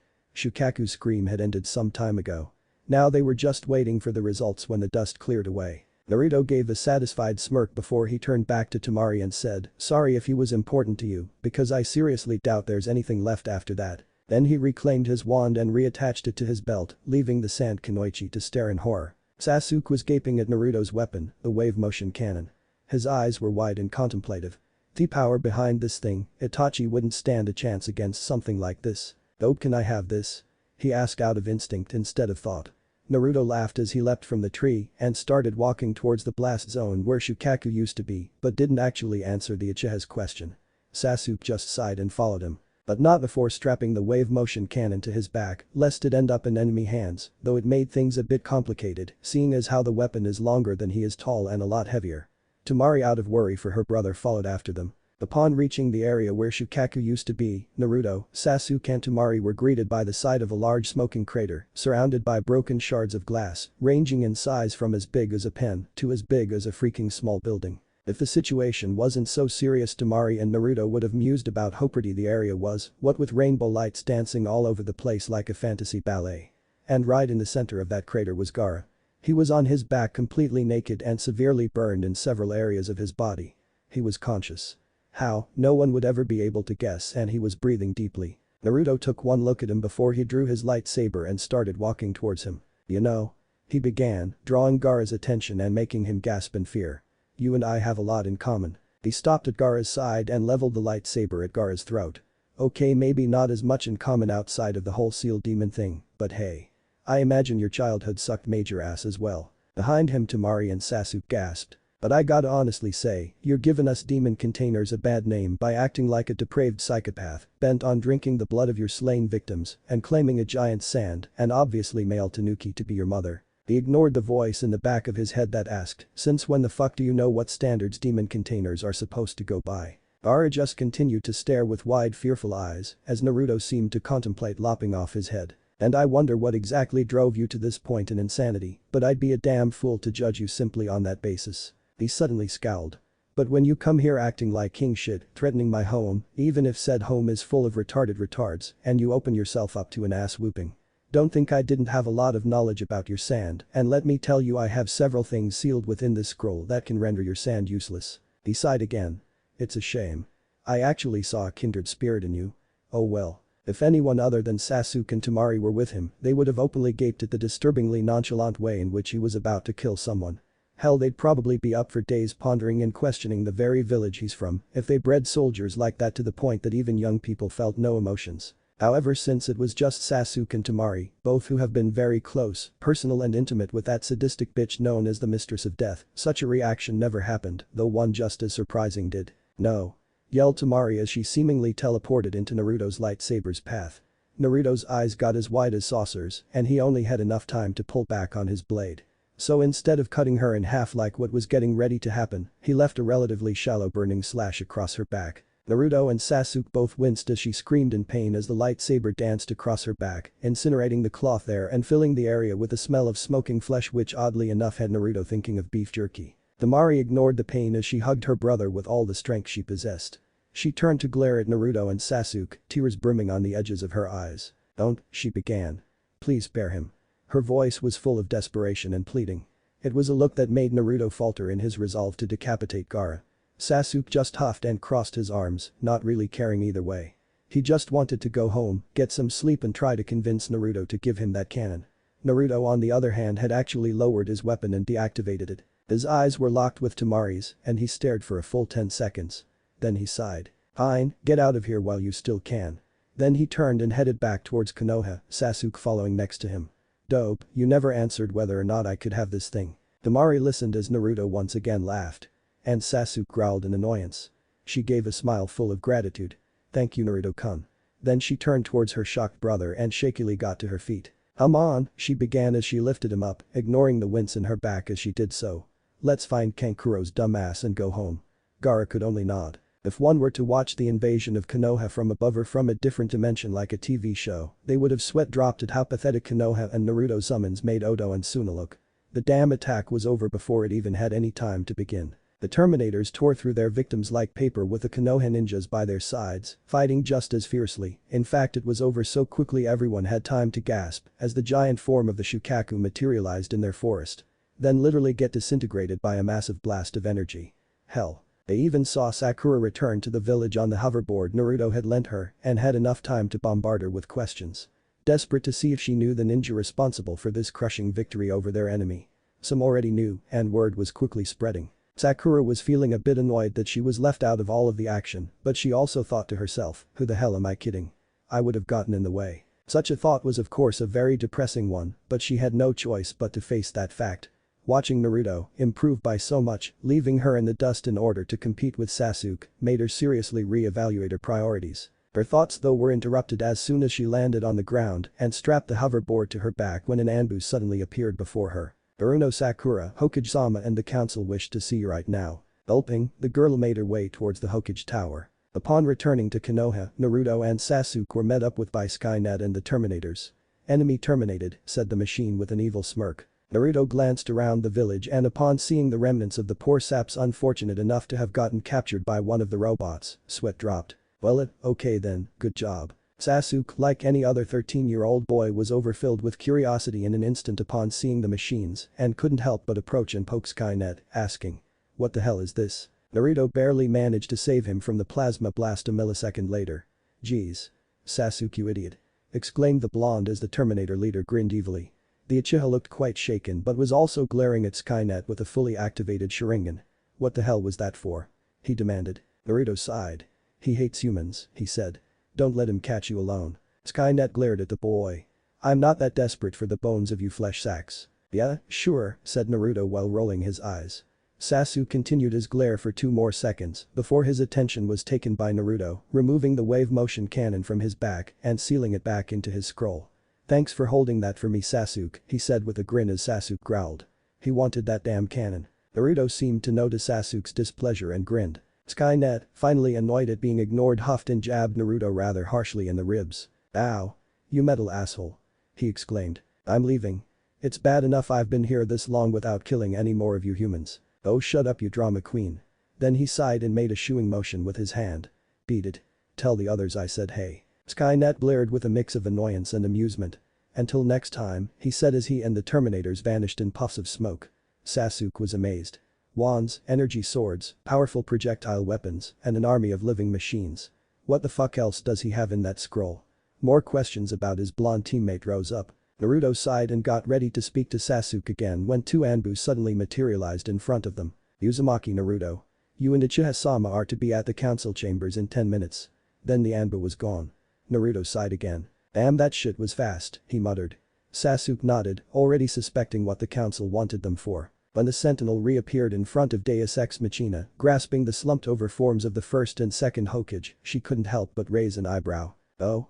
She began as she eyed the two humans in her pet's grasp. "What did you bring for me?" The sentinel made a few buzzing noises, then bathed the two Hokages in an X-ray light, illuminating the trapped forms of Zaku and Kin beneath. The Deus Ex Machina widened her eyes in surprise. "What an interesting technique," she began as her own eyes revealed to her the seal-tagged kunai, binding the Hokage souls to the sacrificed bodies. She then smirked. "Let's see if I can't fix this." A plan formed in her head as she instructed the sentinel to lower the two captives. The meeting with the council went very unexpectedly.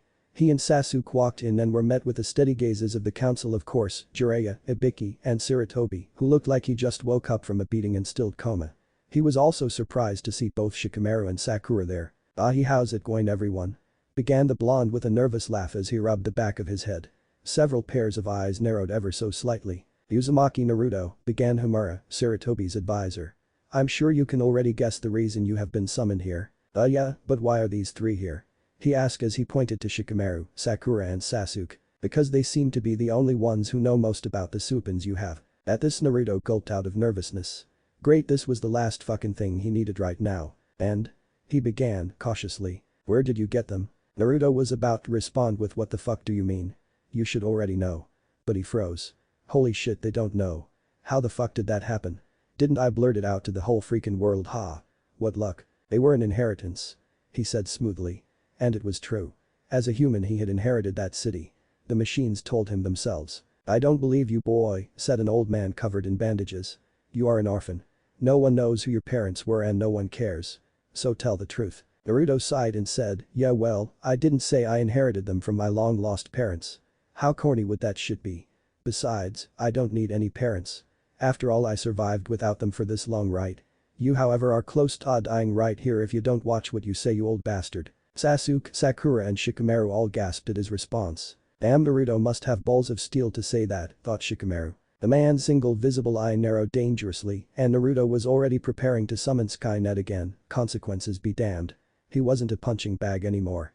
Sarutobi released a blast of killing intent and glared hotly at the old man. "Danzo, watch your mouth or I'll kill you myself. I'm not in the mood for you pompousness today. Let the boy speak and refrain from insulting him." Danzo actually recoiled in shock, as did numerous other council members. "Sarutobi, are you really going to let him get away with threatening a member of the council?" Danzo was not happy, nor were Homura and Kaharu. "Hey. I just saved your asses from a fucking biju, a biju. I can say whatever the fuck I want to. I'm entitled that much if you fools have such a poor level of gratitude." Seems that a near-death experience can change a man, because Sarutobi suddenly went demon style on them with the amount of killing intent he was aiming at the council. Sakura, Sasuke and Shikamaru were at a loss for words. Geez, they were obviously witnessing a feud, an old feud too. What the freaking hell was going on? Sasuke was sure it had to do with what Naruto said earlier after he had wasted Gaara about being a demon container. However, thanks to Sarutobi's aura, one that practically screamed, "Say the wrong thing and I'm going to ass rape you with your own fucking dismembered." The council forcibly relaxed themselves. This made Naruto relax as well, and after a few seconds, he spoke. "If you wanna know what's going on, I'll be happy to tell you some stuff. You don't have to be such asses about it." There were some glares cast at him, but he ignored them. "Besides, it's not like I'd be doing any good by trying to be greedy. I can't use all the shit I have anyway. There's only one of me technically." He grinned at the thought of the swaths of shadow clones he can create. "Just how much do you have in your possession?" asked Inyazuka Tsume, who, if she was honest with herself, was quite amused by the boy's attitude and very impressed with his tenacity and strength. She saw those machines he summoned as well as the incineration of the Shukaku. Anyone with working eyes had seen it. She had to admit that she wished she was a bit younger. He grinned. 7 golden ages and 2 dark ages, he said. Simple as that. That all he needed to say to get his point across. And across it got. "Are you serious?"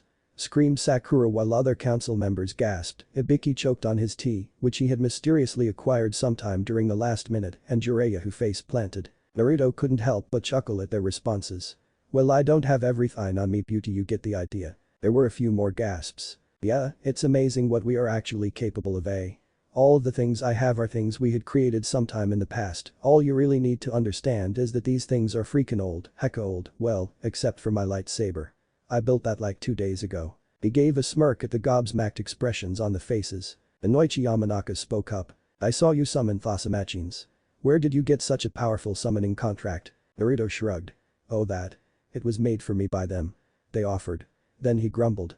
"I still don't fucking know how the hell Deus even managed to create that scroll, but oh well. He smiled then turned to Jiraiya. "Oh, and speaking of summons, you, me and a certain bastard toad are gonna have a little chat when this is done. I don't like being insulted and ditched while fighting a giant fucking sand demon in order to save my home because of a retardedly inflated ego. Your frog's fucking dead. I hope you let him know." "I'm going to help him," said Sasuke. That damn slime ball almost caused them the win against that demon. If Naruto hadn't pulled out that cannon, his thoughts faded away as he thought more about that weapon. Jiraiya raised an eyebrow in confusion and uncertainty. He wasn't sure, but Naruto's eyes told Jiraiya that he wasn't lying. Gamabunta was freaking toast. "Now then," began the blonde again as he turned toward Sakura. "All of these things are the products of a past accomplishment of our species." He held out his hand and Sakura gave the hoverboard to him a bit reluctantly. Naruto turned the thing over in his hand twice before he pressed couple of buttons and let it drop where it hovered a foot above ground with a gentle hum. "We've been through 7 golden ages already and this period, the ninja one, is one of our weaker ones," he explained. Several council members' eyebrows rose, mocking looks upon their faces. Naruto just smirked. "Something happened while I was training. I stumbled upon a preserved spot filled with these products of the past, and that includes those living machines you saw earlier. I studied there and trained. I mean, come on. It was freaking awesome. I'd have to be a fucking dumbass not to take advantage of that. I learned so much. I gotta tell you, Iruka's history lessons suck compared to that. But then again, they sucked anyway, haha. Anyway, we're an old species. Older than our history books tell us. Way older. Hell, we existed before the Biju did. We're probably the reason the Biju exist. We have that kind of potential. And the world's bloodline limits. Forget all the crap you were taught. When they first started appearing, the holders were treated like Jinchuriki. That's right, Hyuga, your ancestors were not those of some superior royal family or some junk. They called the early blood limit users mutants, perversions of nature and other derogatory names." "No way," said a council member. "Yes way," said Naruto as he gave the hoverboard a gentle shove where it glided over to Sakura, who looked at it with wide eyes, then to Naruto, who nodded with a grin. Luckily, the humans and the mutants finally learned to get along and the blood limit stabilized and began to become repetitive in family lines. "Wait," began another council member. "If what you say is true, then why is there no history of it? If our ancestors were really as great as you claim, then we should really have some sort of evidence, and for that matter, if what you say is true, then it is imperative you reveal to us the location of this preserved spot so that we may secure it in case an enemy gets a hold of it." Naruto looked directly at the council member, a middle-aged man who seemed full of himself but was rather logical. The man obviously didn't like something like what Naruto had described being left unguarded, obviously believing that only Konoha was entitled to such powerful artifacts. Naruto could understand that logic. However, no can do on that second one. That spot was given to me and it will be up to me to decide on what to do with it and who gets what. Naruto meant every word. The first thing to truly belong to him and they wanted to take it. Fuck that bullshit. The council broke out into a symphony of demands and reasons on why the boy should reconsider what he just said, but Naruto wasn't budging on this. Nah. Not this time. They would have resorted to all-out threats and yelling had it not be for one thing. And that was Sarutobi shooting out of his chair and shouting with a chakra-enhanced demon head jutsu, "Shut the freaking fuck up, you bunch of babblin' baboons." Naruto, Sasuke, Shikamaru and Sakura huddled together, so overwhelmed by their own fear at the Hokage that they completely forgot anything else. The council too shut up. "Now then," began the Hokage as he turned to Naruto, "while I can understand your position and your desire to keep what is yours, you must also understand that news of you is already spreading. This spot you speak of, everybody and their mama is gonna be here looking for it." Naruto nodded, instantly recovering from his fear-induced shock. "Yeah. I know it won't stay a secret for too much longer, however you don't need to worry. Theria is very well protected."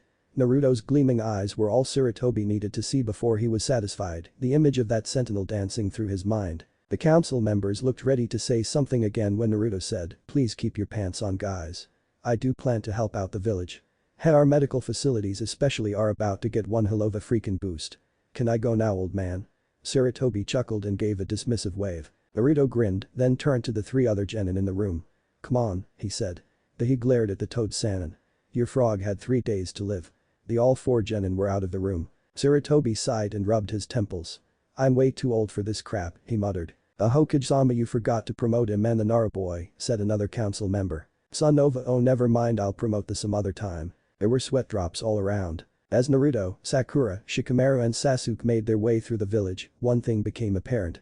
The people were looking at Naruto like a human. Like a hero. The blonde was shocked at first when a woman ran up to him, gave him a kiss full on the lips, and thanked him repeatedly for his acts during the invasion before running off, vanishing into the crowd. And she was a fine-ass woman too, nothing but curves and perfection with a dash of angelic face. Naruto didn't even care if she might have been a worker in the red light district. He had just been kissed. That is some awesome shit to get to experience. Sasuke's only reaction to witnessing that was the slight widening of his eyes. The three genin followed silently behind Naruto as they headed towards his house. Each one of them was lost in thought. They didn't really pay attention to the people as they crowded around the blonde, shaking his hand, patting him on the back and little kids calling him the Teknon. They were each glad the boy finally had his moment of glory, but that wasn't really their main concern. For Sakura, she had a few things to say to Naruto, mostly around the fact that he had actually slapped her ass. Her face heated up a bit at that, though one wouldn't be able to tell if it was from anger or not. The other was pure curiosity. The hoverboard was once again strapped to her back. She marveled at the technology in the seemingly plain slab of metal. She wanted to see more of what he had. She wanted to learn. Shikamaru was in a way similar.